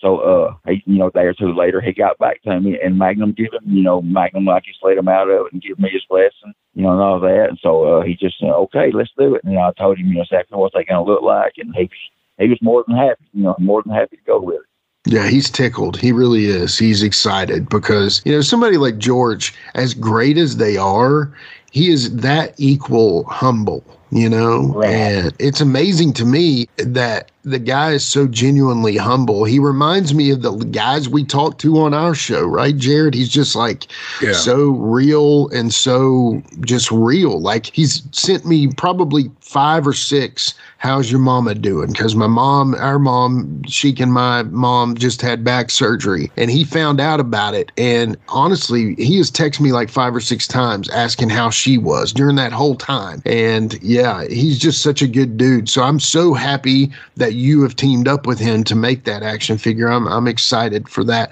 Do you know when that pre-order is going to be? I'm hoping. Let's see, there was one thing about the head sculpts. Well, it really wasn't nothing major. He wanted to bring the bandana, a little further down. Sure. And okay. he was actually worried that that was going to, be a problem. I'm like, Okay. George, nothing is a problem. Right. This is your figure. Yeah. And so the head sculpt is basically done. I'm hoping to have my manufacturer guy. I'm hoping he'll have the full body done within a week or so. Nice. And other than that, I'm hoping within the month, I'm hoping the pre-orders launch. Nice. Well, of course, let us know. I'm sure we'll see about it. We'll definitely put it over for sure on the show, to make sure everybody hears about it. And, he was talking about how he was impressed by your attention to detail because you wanted a high-res logo of the NWA logo that he has on his jacket, or Mid-Atlantic, or one of the two. And, that kind of stuff. I think he was really impressed by your attention to detail on that. So. Yeah, it was the Mid-Atlantic 2 little round patches that are on his boots. Yeah. Right in the center. And I just want to make sure we get as close as possible, And I told him, I said, what is that? And he told me. And so I Googled it and found the picture and sent it to him. I said, is this it? And he's like, yes. I said, well, we're going to do it then. And his jacket, which I'll probably be a few copyright infringements on that, but I'm going to go with it anyway. He's got he's got some Batman logos. He's got a Spider-Man logo. And of course, and I think he's got the Dallas Cowboys star. I'm like, well, we're going to do it all. I mean, what are they going to do? I mean, you get a cease and desist, you're doing something right. Yeah, right. That's what I'm telling. And by the time they find out about it, the pre-order will be over. So what can they do? Right. So and the back of his jacket, man, I have sent you a picture of it. The back of his jacket. I don't know where he got it at, but it's got like Wahoo. It's got Blackjack Mulligan all in a big collage. And all that, and we're going to try our best to get all of that. All of that. He's a walking tribute. He really is. I'm a walking tribute. Yeah. Okay. So, are there anybody else other than George after that? Who else you got? Oh yeah. After George, I got Jerry Calhoun. Oh, sweet. Yeah, gonna do referee. Yeah. I reached out to him, and he. I think he was very humble about it. He's kind of like, yeah, if you want to, because how, they're like, oh, dude, who wants a Jerry Calhoun figure? Right. I'm like, trust me, we want Jerry Calhoun figures. Yeah. And then, of course, the one after that, I'm going to keep that silent for a while because that nerd's pretty going to, really, really do good. I mean, I think, the people's going to love it. But after him, and I can't wait. I don't want to rush none of these because I'll tell you, my favorite one is probably my next one. No matter who the next one is, it's my favorite. That's your favorite. Hot Rod Biggs. Oh man! Nice. Yeah, I can't wait to do the Hot Rod. He deserves it for sure, and definitely just that's going to be perfect. And the only thing he asked me was, he said, "Can I get an accessory?" And I'm like, "Sure, Rod. What do you want?" He's like, "Well, either he for a long time he'd come out with a stop sign." Right. Or something like that. He said, can I get a stop sign or a folding chair? And of course we haven't come to, which one we're going to do yet, but he'll get one of them. It'll either be the stop sign or the folding chair. That's for sure. Dude, that is incredible, bro. You'll be the first one with the, and let's go back real quick. I want to talk to you a couple things like the Randy Hogan. I love that one. That's a classic. I think he's got an 8x10 that he signs of that. And he comes with his robe. He's not the current Randy that basically does Hulk Hogan, the Randomania Hogan, but he's going with the old school Randy Hogan, the guy you saw on WCW TV and stuff.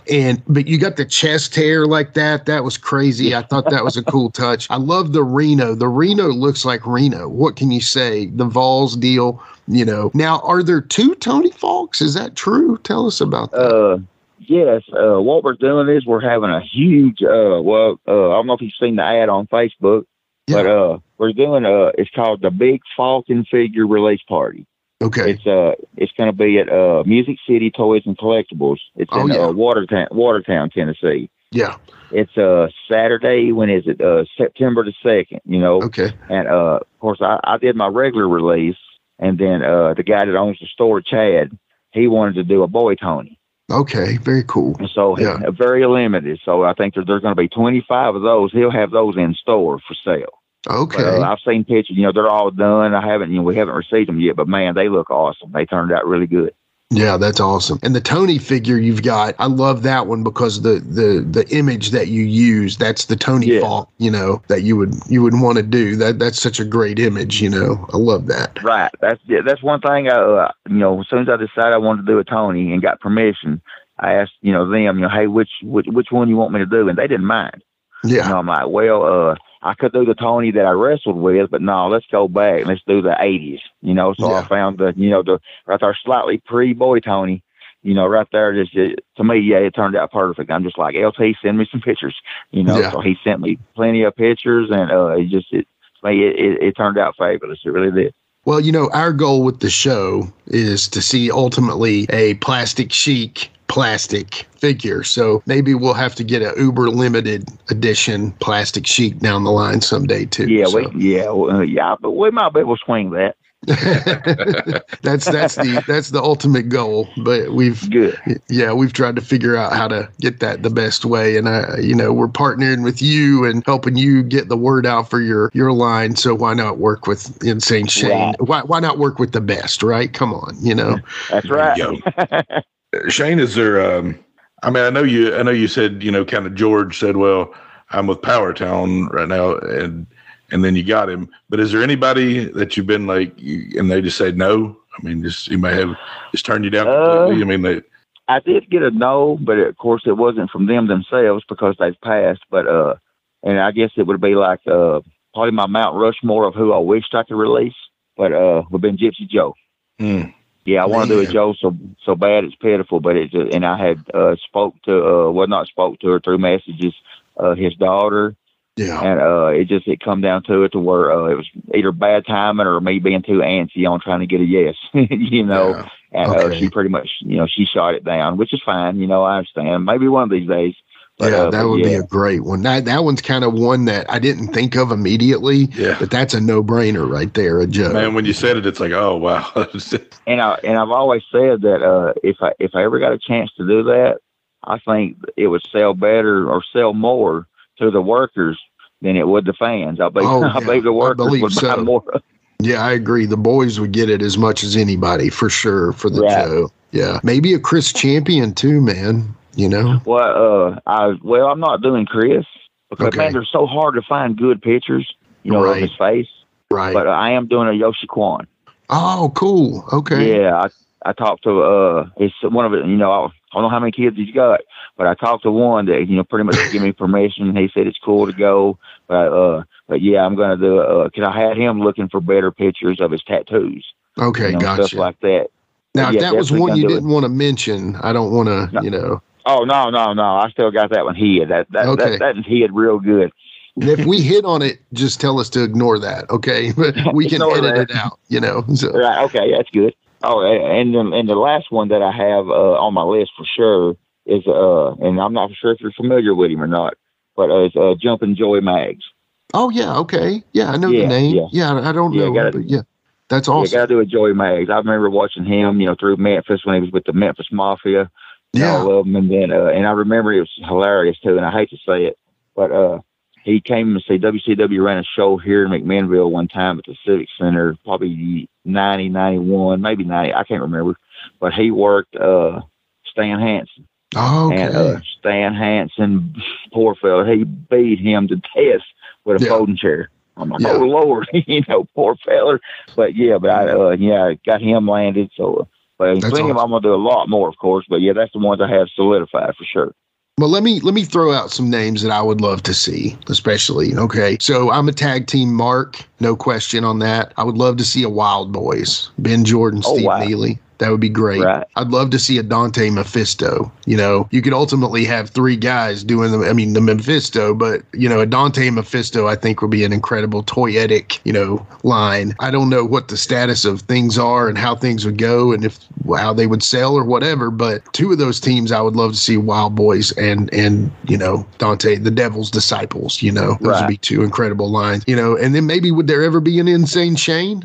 The guy that does my work, we've talked about it, and I've sent him pictures, and he loves it. You know, and I sent him, you know, pictures of the Insane Shane gimmick, and then my gimmick before that, of course, was when I was tag teaming with Jammer. Yeah. And of course, they called me Slammer. You know, so I sent him a picture of me and Jammer, you know, just to show that.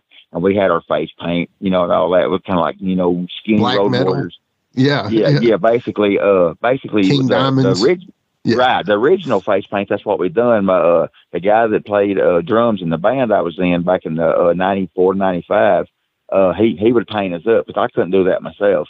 But he would paint me and Jammer both up like the King Diamond look. Nice. And I thought, that's the look we're going to go with. So I'd say those may be happening in the future. Man, I tell you, that's some great ones. I mean, I could see a great Quentin Charisma. I could see, you know, honestly, I tell you who you need to do, and I almost you need to do him immediately. And I can't tell you what to do. It's yours, but I would love to see a Jeremiah Plunkett, honestly. Oh, Plunky, yeah. Yeah. I mean, if you could make an overrun where brother could sell him on the road, I think he could actually do well with that. You know, love to see a Plunky do an Arn Anderson style Plunky, you know, brother. Yeah. I know he would pop for that, you know. Oh, yeah, definitely. I never thought about that, but he sure would. He sure would. But as far as Quentin, yeah, definitely. I'd love to do a Quentin, that's for sure. And I'd actually, which he'll probably hear this and that kind of spills the beans, but I had talked to Plunkett about getting good pictures of Quentin, you know, to hopefully, you know, do one someday. And that'll probably happen too. You know, of course, I got to get Quentin's permission, but I don't think he would mind, you know, but yeah, definitely. Well, he'll say why first is what Quentin. Why? I'll do we'll do the quick conversation here. You'll be like, hey, Quentin, you want to do an action figure? Why would you want to do one about me? I mean, sure, but why? That's just Quentin, though. But you know, I mean, dude, I could see a Rick Reynolds as the medic. I mean, brother, there's so many guys. Of course, you want to get guys that are going to do well at the pre-order, and I'm not saying any of these guys wouldn't do well at that. And I know you have to think about, like, okay, here's the bottom line on it, you know, but I'm just thinking of all these guys that would be incredible, you know, and I would love to see a Dante Mephisto. I just makes me, you know, chills to see that. Yeah. You know, I'll say one thing. As far as me releasing these, and a lot of people don't know this, and but I don't make a penny off any of this. Yeah. Any profit I make goes to the royalties for the wrestler. If anything, I go in the hole at least for one figure because, you know, I release the ones that I want in my collection, of course. Of course. So I'm buying my own figure, you know. So, but I do this for the love of it, you know. I do that. You know. That's even more admirable. Dude, that's yeah. Yeah, thank you. So, do you have any? I know you've mentioned a few of them that you'd love to do, and then maybe you'll get to do somewhere down the road. But is there like a dream get that you like that you've maybe tried to work on getting or started the process of thinking about trying to get the person signed somehow? I tell you what I would love to do would be Wildfire Tommy Rich. Oh, yeah. Oh, man. And another one I would love to do, and I was actually in talks with him, but I don't know if he forgot or he just didn't work out, but I got in touch with James Storm. Oh, yeah. And I was talking with him, and I told him what I was doing. And, first, he's got a figure coming out with, I can't remember the name of the company. But I'd seen the prototype for it on Facebook, and I asked him was his contract, you know, exclusive or non-exclusive, and he said he's pretty sure that it was a non-exclusive, you know, so I could do it if I was interested. And so I told him what I was doing, and he said, "Well, tell me how you work, and shoot me some pictures." And I shot him some pictures, and I told him, you know, I laid it all out for him, and he said, "I'll have to talk to my manager." He said he handles everything. I said, "Okay, you know, that's fine." And I think we talked once or twice since then, but it's gone silent. So I don't know if he's just so busy he hadn't had time to get back, or maybe his manager didn't think that what I was offering was enough because, you know, of course, the manager wants a cut of whatever too. Oh, yeah. So I don't know how that's going to go, but that would be, that would be cool to do. Just considering the fact that, me and James started out together, here in McMinnville, back when he was short haired and wearing the leather jacket and the long tights, and him and Rod was lighting it up every, they were main event every week for a year, but they kept putting asses in the seats, so, why not? But yeah, James, that's one I definitely want to do. Well, now, would you go with the shaved face, James, or would you go with the sorry about your damn luck, James? Well, what I would do is, I'd like to go with the shaved face just for the nostalgia of it. But I would more than glad I'd let him, hey, what do you want? Yeah. What do you want to look like? And if he said, no, that's up to you, okay, you shouldn't have said that. I wouldn't have done that. But but I'd give him full control over it, just out of respect. Of course. And that's, that just shows you what kind of guy you are, man. I guess because Brian and I talk about this all the time. Brian Turner and I, we always talk about, hey, this dude's a real one. He's a real one, or he's, this guy, that guy, whatever. And Brian, I always listen to Brian's input about some of the guests that I have coming up. And if he has funny stuff, and he'll actually take some of the clips from some of our shows and he'll actually put video to them. And we've got a real thing. And we consider you part of what we call the real one clique. Shane, because we're all three content creators here. Give Me Back My Pro Wrestling, Live and in Color with Wolfie D. I'm covering the podcast side with Jared and Wolfie, and then of course Brian's got the video side and the old school videos, and then of course you got the action figure line. And by the way, that's not limited to just the real one clique. There's a lot more guys that belong to the real one clique. They just don't know it. You know what I mean? So right. Especially a lot of the boys. You know what I'm saying? Especially a lot of the guys that have been in the business and are now out or whatever. But with that being said, in the ultimate goal, now I know Brian's kind of very upfront about the fact, similar to you, in that he doesn't make money. He's not worried about making money. I'm on the other side of it. I want to make money from this, and I don't care who knows it. I would love for advertisers to come on the show, sign up for it. I play commercials for all my buddies' podcasts because I want to support my buddies, and if I play your ad right now, it's because I support you. And if you've come on as an advertiser, I support you even more by that. But when it comes down to it, my ultimate goal for this podcast is that it could support me as a job, because I certainly put the amount of effort into it as a job. So, with that being said, Brian's kind of his thing about his, and I respect that, because a lot of those videos aren't his in the first place.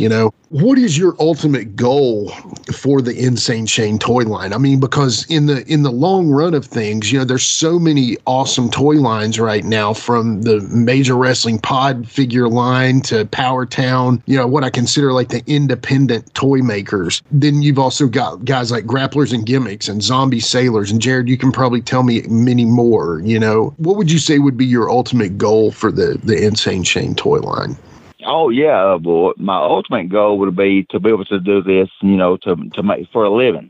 Yeah, it really would. But as far as the way, I guess just the cost of material, and everything of how we do this.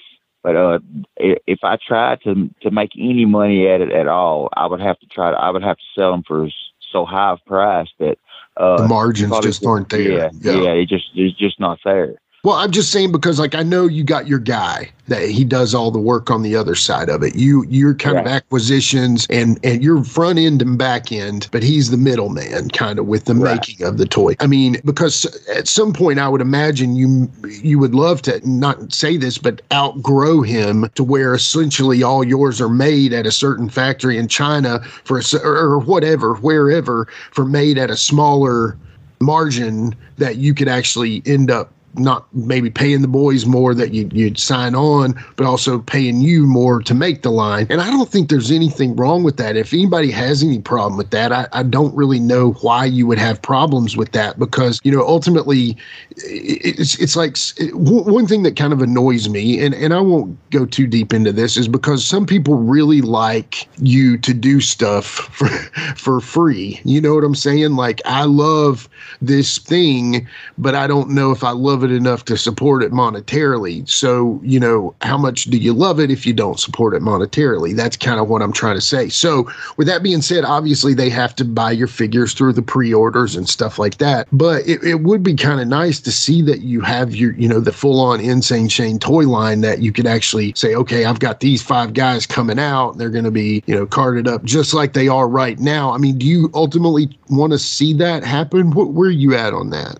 Yeah, I mean, that would be my goal would be to, you know, these are limited runs. You know, we make no more than what's pre-sold. Pre-order, yeah, exactly. Yeah. My goal would be to be able to just go ahead and order, say, 300 or I don't know, whatever, a certain number. Sure. You know, at one time and have them in hand, and then maybe, you know, get them at that price. Right. You know, and just like I said, you know, you turn a profit for, you know, the wrestler, and then you turn a profit, you know, hopefully for yourself. Yeah. And there's nothing wrong with that. And I think that should be everybody's goal with something that they do. Again, I mean, I figure as long as I'm paying in my eyes, as long as I'm giving the wrestler enough royalties, he's making more than I am, I'm fine with it. Sure. You know, I don't think I should be making more than him. You know, I don't need to be clearing $15 off a figure and him. Right. Of course. You know, him clearing 8 or, you know, just for an example. And that's very definitely altruistic of you, brother. I'll be honest. And, you know, look that word up. But I do feel like that's very honorable of you to do that, because a lot of guys are never like, you know, the major companies aren't always like that, you know. So they'll sign somebody on. And, you know, I'm just thinking of somebody like maybe like I know that the Grapplers and Gimmicks line, you know, with Ahmed Johnson, they gave him a big amount of money and then he was done. He didn't make any more money on it after that. So they signed him on, and maybe he got a percentage of the royalties or whatever, but I do know that they paid him enough to make him interested in doing it. And then after that, you know, it was the company's money to make. And then maybe that's where you would need to go with that. But maybe this is something we should talk about off the air. But I do like the idea of putting this out there that, you know, ultimately it would be great. I would love to see a full-on Insane Shane toy line. I think everybody would. And I do believe that the Galoob line is an ignored line that could be something that you could actually, you know, carve out your niche. You know, this could be your, you know, because so many guys are doing the Hasbro style.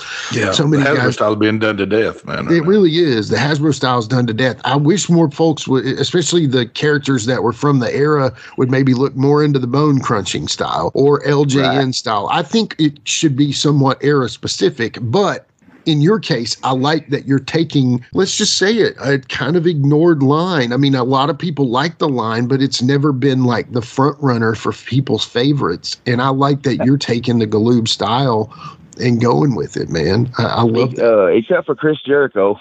Didn't he? Yeah, I think he said worst toy line I think you'd ever seen. Come on, Chris. You know. Yeah, seriously, Chris. But yeah, but as far as I know, you know, I'm the only one, you know, that I've seen that is even releasing, you know, the Galoob style. Yeah. You know, like you said, you know, everybody's doing Hasbro, and then I'm not quite sure who's doing them, but they got the LJN style now, the big rubber guys. Right. You know, they're calling them. Right, Jared? LJN's. Who's doing those big rubber guys? I think. Isn't that Matt? Yeah, I don't think that's. Are they doing that?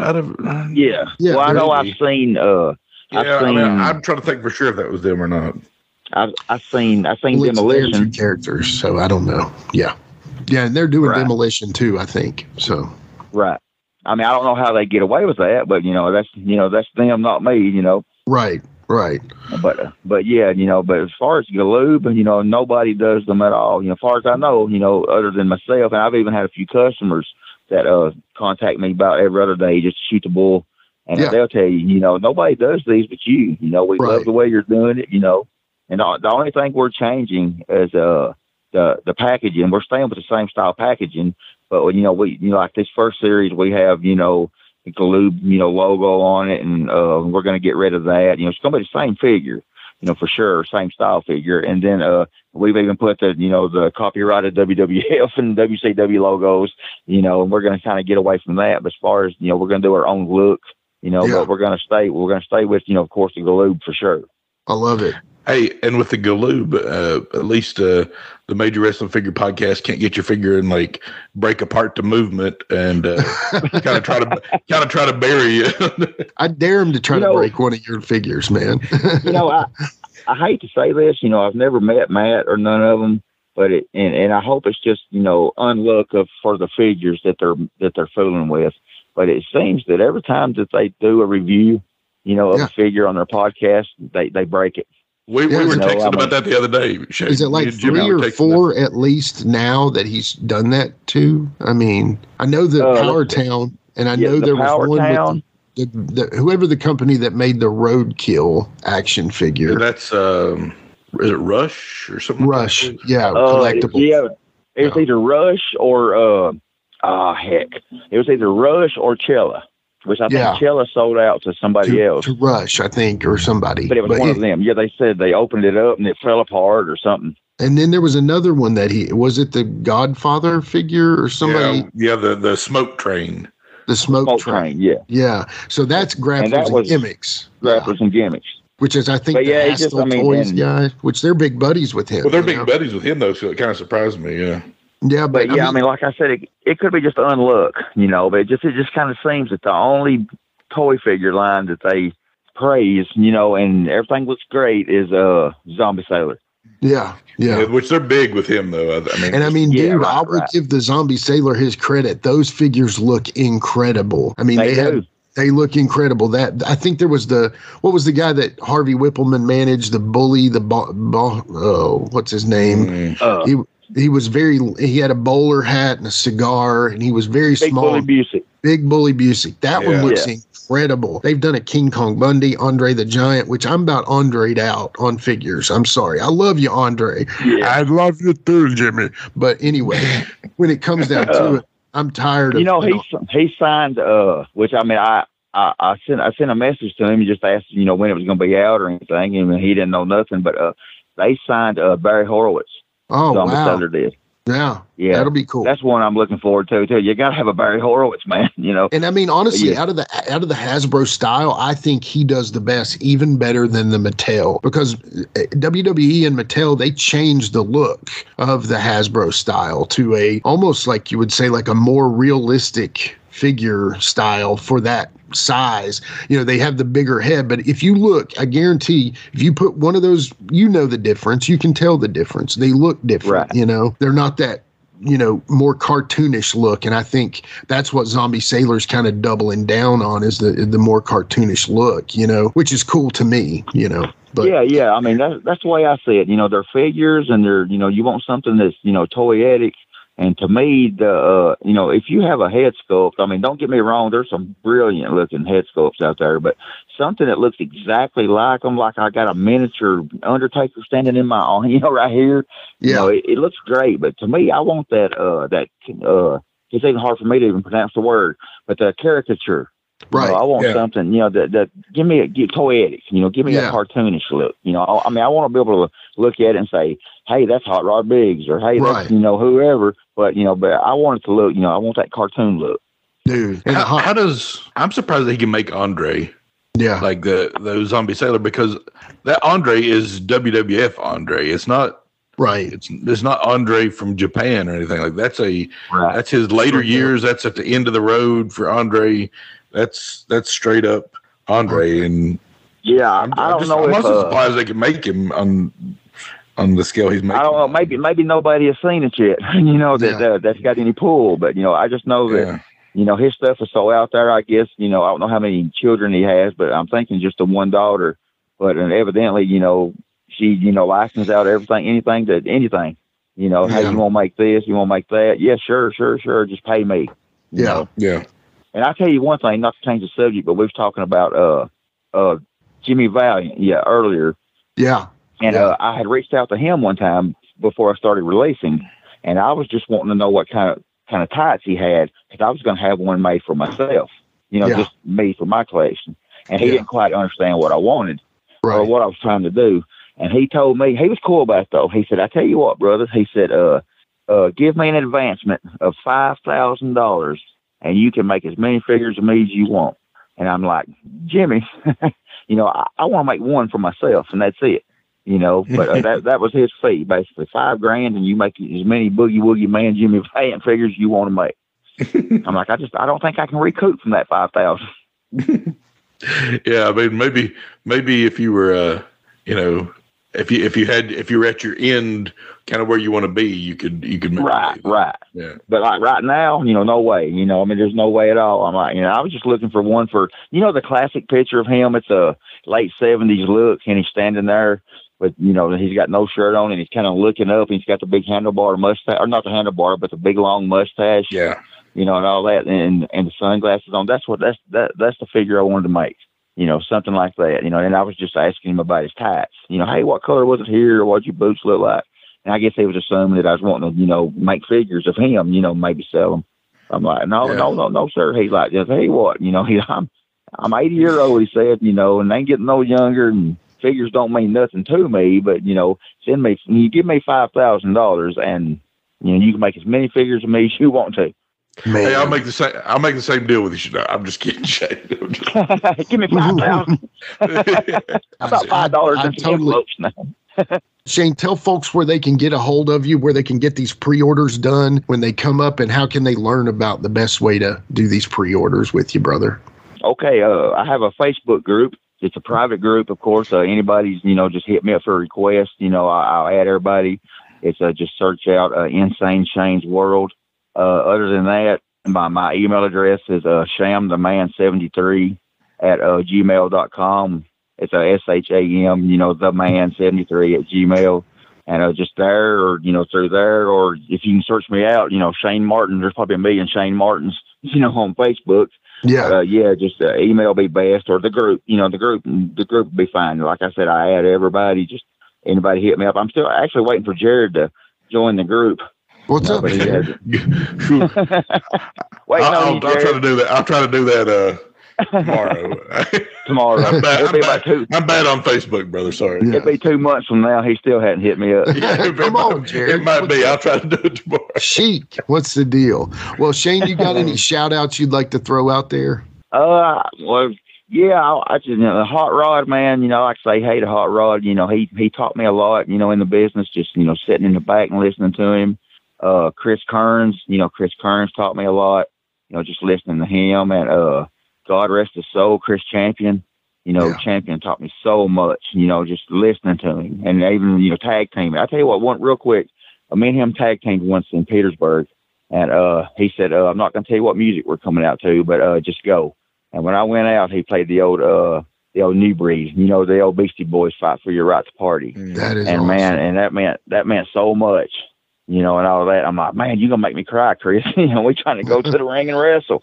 Yeah. But that, and just to you guys, man, thank y'all so much, for letting me do this. I appreciate it. I really do. Thank you, man. Thank you, brother, for coming on.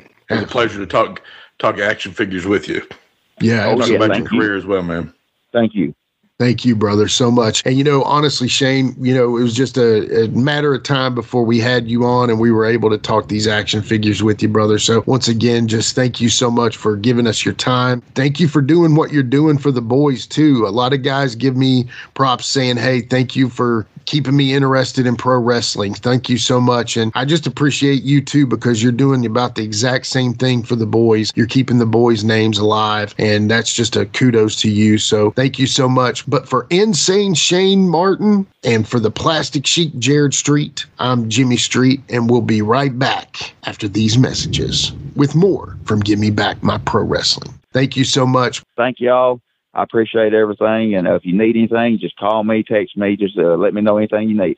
All right, brother. Thank you so much. Appreciate you, buddy. Take care. You're welcome. And join my group now, Jared. Yeah. I'm going to try my best to. Get on it. Okay. Yeah. Okay. Y'all have a good evening. See you, buddy. See you, buddy. Okay, thanks. That's right, it's the talk of Middle Tennessee, the channel you love to hate and the channel you hate to love. It's Brian Turner from Brian Turner's VHS Rehab. And if you're looking for matches from Wolfie D to Jerry Lawler to Dusty Rhodes and the team that put a pimp before your eyes and a goatee between your thighs, Booty Call and Athena, go to lostwrestling.com. See, I made it easy for you. Brian Turner's VHS Rehab. Booyah. Join me, Gene Jackson, for the Jackson Interaction Podcast, where I'll be doing one-on-one interviews with people from the world of professional wrestling, as well as stand-up comedy.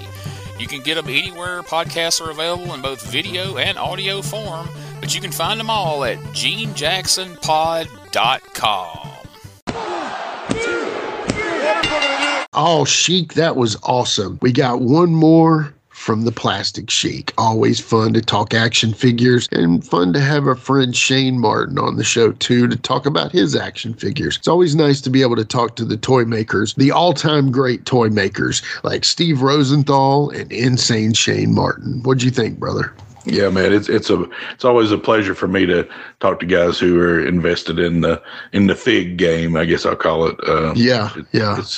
It's great to, you know, I mean, Shane's got a little ways to go before he reaches Steve Rosenthal level, but I think he's well on his way, man. He's passionate about it, and he's got a good start, and you know, I think he's really trying to get guys that didn't have a figure and trying to, man, he's doing it like you said for the love of it. He doesn't really make anything off of it, so it's awesome to see.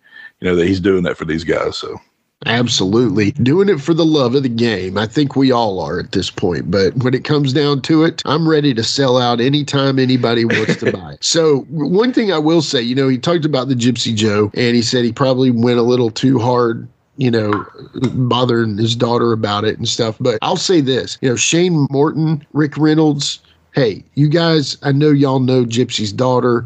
Put in a word out there. Say, hey, look, Shane's coming from a good place. Let's see about getting a Gypsy Joe action figure, because, it didn't dawn on me, but it absolutely did dawn on me now that in that line, there needs to be a Gypsy Joe action figure. There needs to be a Gypsy Joe action figure anyway. And if there isn't one already, I would love to see Shane be able to make one in that Galoob style. So Shane Martin, talk to Shane Morton.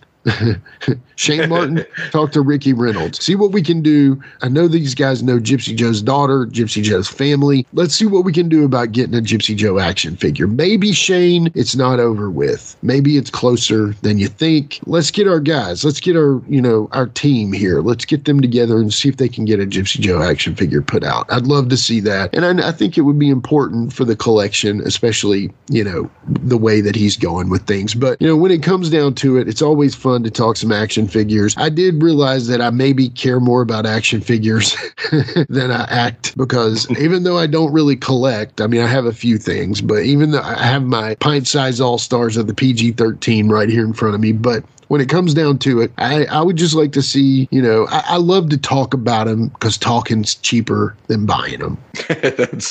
Trust me, that's true, because while we were in between talk there, I won an auction for some Galoob figures that I didn't have. So which ones? It's from the UK exclusive. It's got, I think, Michael P.S.A.'s Elegante, one of the Flayers that was at. So Ricky Morton. No, unfortunately. Dustin Rhodes. Yeah. Dustin wasn't in it. I gotta find a Dustin. I want one of those. So yeah, that's cool. Are they pretty minty fresh, or they no, they're not minty, but I got a decent deal for but they're not like fingers missing or anything like that. So yeah, well, that's always good, especially on a Galoob. Isn't that kind of tough unless somebody cut them off? But yeah. Yeah. But anyway, yeah, and that's the other thing that I thought was funny that you brought up. I would love to see Matt Cardona take the break Insane Shane's Action Figures Challenge and see if he can actually try to ruin this toy line like he set back so many others. Thanks so much. Or maybe we don't want to see. No, I don't, because, I mean, that would be brutal. But here's the thing. He's not the king of the death match. He's the king of the break a toy line. He's the king of the destroy a toy line. Well, anyway, not to get off on that, but come on, Cardona, give us a break, man. But, when it comes down to it, it's always fun to talk about the action figures you enjoyed as a younger person or as a current person. But either way, Shane's a lot of fun. We had a good time with him, and hopefully you all enjoyed that one too. We did take a bit of a break from the norm, but the one thing I am excited about is up next. Do you want me to tell them who we got up next? I think you should. You think I should? All right, I will. Think you should. Well, I'm very excited to say this, and normally I don't always try to tip our hats so much, but in this one I'm excited. We have got Wild Boy himself, Ben Jordan, coming on. And, you know, he was previously on the Wolfie D show with his partner Steve Neely, and we talked all about the tag teams. But there's so much more to Ben than meets the eye. And just look up his career and you'll find out. So we'll give him the good old-fashioned Give Me Back My Pro Wrestling style show, where we break it down from start to finish, and we really give it the good once over, maybe a twice over and all that. And we'll learn a lot from Ben. But I'll be honest with you, Ben's one of my favorite people. Really got to know all these guys so well, and really, really, really, truly means the world, you know. But when it comes down to it, Ben's one of my favorites, because Ben is just a genuine, really good dude. And, you know, I know you always say genuine guys are genuine and stuff, but when it comes down to it on Ben, he's the genuine article, as they say. So, yeah. I'm excited to have that one. But y'all go look up his career. Just type in Ben Jordan on YouTube, and I think you'll see a fun match. Had a cool career in Global, light heavyweight champion, did some stuff in WWE. I mean, just all kinds of cool stuff. Really cool dude, an incredible guy, and I'm excited to have him on. And we'll have him on as our final episode of August. Jared, it's August already. Can't believe it. Man, goes so fast, brother. It does. And these shows go so fast. It feels like we just had Jeff Daniels on a couple weeks ago. And now we've gone and had so many more. But we do have a lot more planned. We have a lot of cool guys coming up. We got some great people on the list. We'll see where things go from there. But definitely going to continue on with the interviews. Again, like we said at the beginning of the show, stories from across the street. If you are a pro wrestler and you have a good, compelling, long-form story, get with me. Let me know. You know, it doesn't have to be as epic. I realize I started off pretty big with Kroll and the Kojima story, but, you know, it doesn't have to be that epic. But as long as it's something that we can get a good little show out of, let me know. We'll make it happen. Stories from across the street. Be looking for that soon, and hopefully we can get some interesting stories out. And, you know, other than that, just going to continue, you know, nose to the grindstone or pedal to the floor. I don't know which is my style, Jared, but I think I'm kind of right there in the middle, you know. I think both of your style, honestly. Yeah. But anyway, everybody good your way, brother? Everybody's good, man. All right. Well, I hope the little Plastic Sheik can maybe enjoy some of this episode too, if he would listen to it. So yeah, if I could get him calm down for a minute to sit still, he might listen to it. Maybe I'll turn it on in the car. Maybe in 10 years he'll listen to it and really say, you know, Dad, my Uncle Jimmy were on to something at that, but who knows? Yeah, we'll see about that. Hopefully soon we'll maybe figure out a way to get the little Sheik on the show sometime. But, you know, other than that, I don't have anything else. Of course, always go to GMBMPW on Facebook, group page, Instagram, and X. We have an X page. Did you know that, Jared? As long as it's not triple X, I mean. No, it's just single X. But yeah, Elon Musk has changed the name of Twitter to X. So I don't know what to do about all the promotional things I've put out there saying Twitter. So we're just going to go with Twitter right now. But technically, the app and everything calls it X. I don't know where to stand on that. But if you have a social media app that you look at, go ahead and type GMBMPW in there and you'll find our page. Go ahead and give us a follow. Also, please, if you haven't already, subscribe to us on YouTube. Means a lot to us, really does. We may be easy to find because the Sheik tells me all the stuff to do and learned a lot about how to be visible on YouTube. But a follow, a subscribe means the world to us. One other thing, obviously, right now for this month, we have a great sponsor in the WMF Medium Rare YouTube channel. Please go subscribe to them. I think he said he added about 10 the other day or so to the channel. That's not enough. We want to see about 100 more of them. Obviously, please follow us, but definitely follow WMF Medium Rare. He's about to drop his whole final year of the WMF Medium Rare show that played live in the early 2000s. And of course, you hear the advertisement with Plunky, and you know, you may see the shows drop here and there, but go definitely subscribe to that channel. He's been good to us support us for this month, come on as a sponsor. Means a lot to us to have these advertisers and sponsors, and means a lot to him for you to subscribe to them. It's going to be fun. He puts out interesting content, very, very good, well-edited content. Let's just say that. So another thing that you can do is if you or your business would like to come on and sponsor or advertise with us, please do so. We're looking for advertisers all the time now. Would love to be able to feature your business as a great advertiser on our show. You know, if you're listening to the show, chances are your customers are too. So let us know. We'd love to help you out with that. Rates available from top to bottom. 30-second commercial to 2-minute segment. Whatever you want, we'll make it happen. Just shoot us an email at gmbmpw@gmail or DM one of our social media channels. Other than that, Sheik, that's all I got, brother. What do you think? Yeah, man, that's good. Good to me. It's time to maybe wrap it up and go jump in the pool with the kids. All right. Well, I'm going to go jump in the backyard because I don't have, no, I'm just kidding. No, that sounds good, brother. We'll jump in for me too and enjoy the day and just have a good one. And again, we thank y'all so much for listening. Thank y'all so much for all the support you give us. We'll talk to you next time with Ben Jordan on Give Me Back My Pro Wrestling. Don't forget, Jericho don't know anything about action figures. He just made the list. Me or him? Him. With a tear in my eye. This is the greatest moment in my life.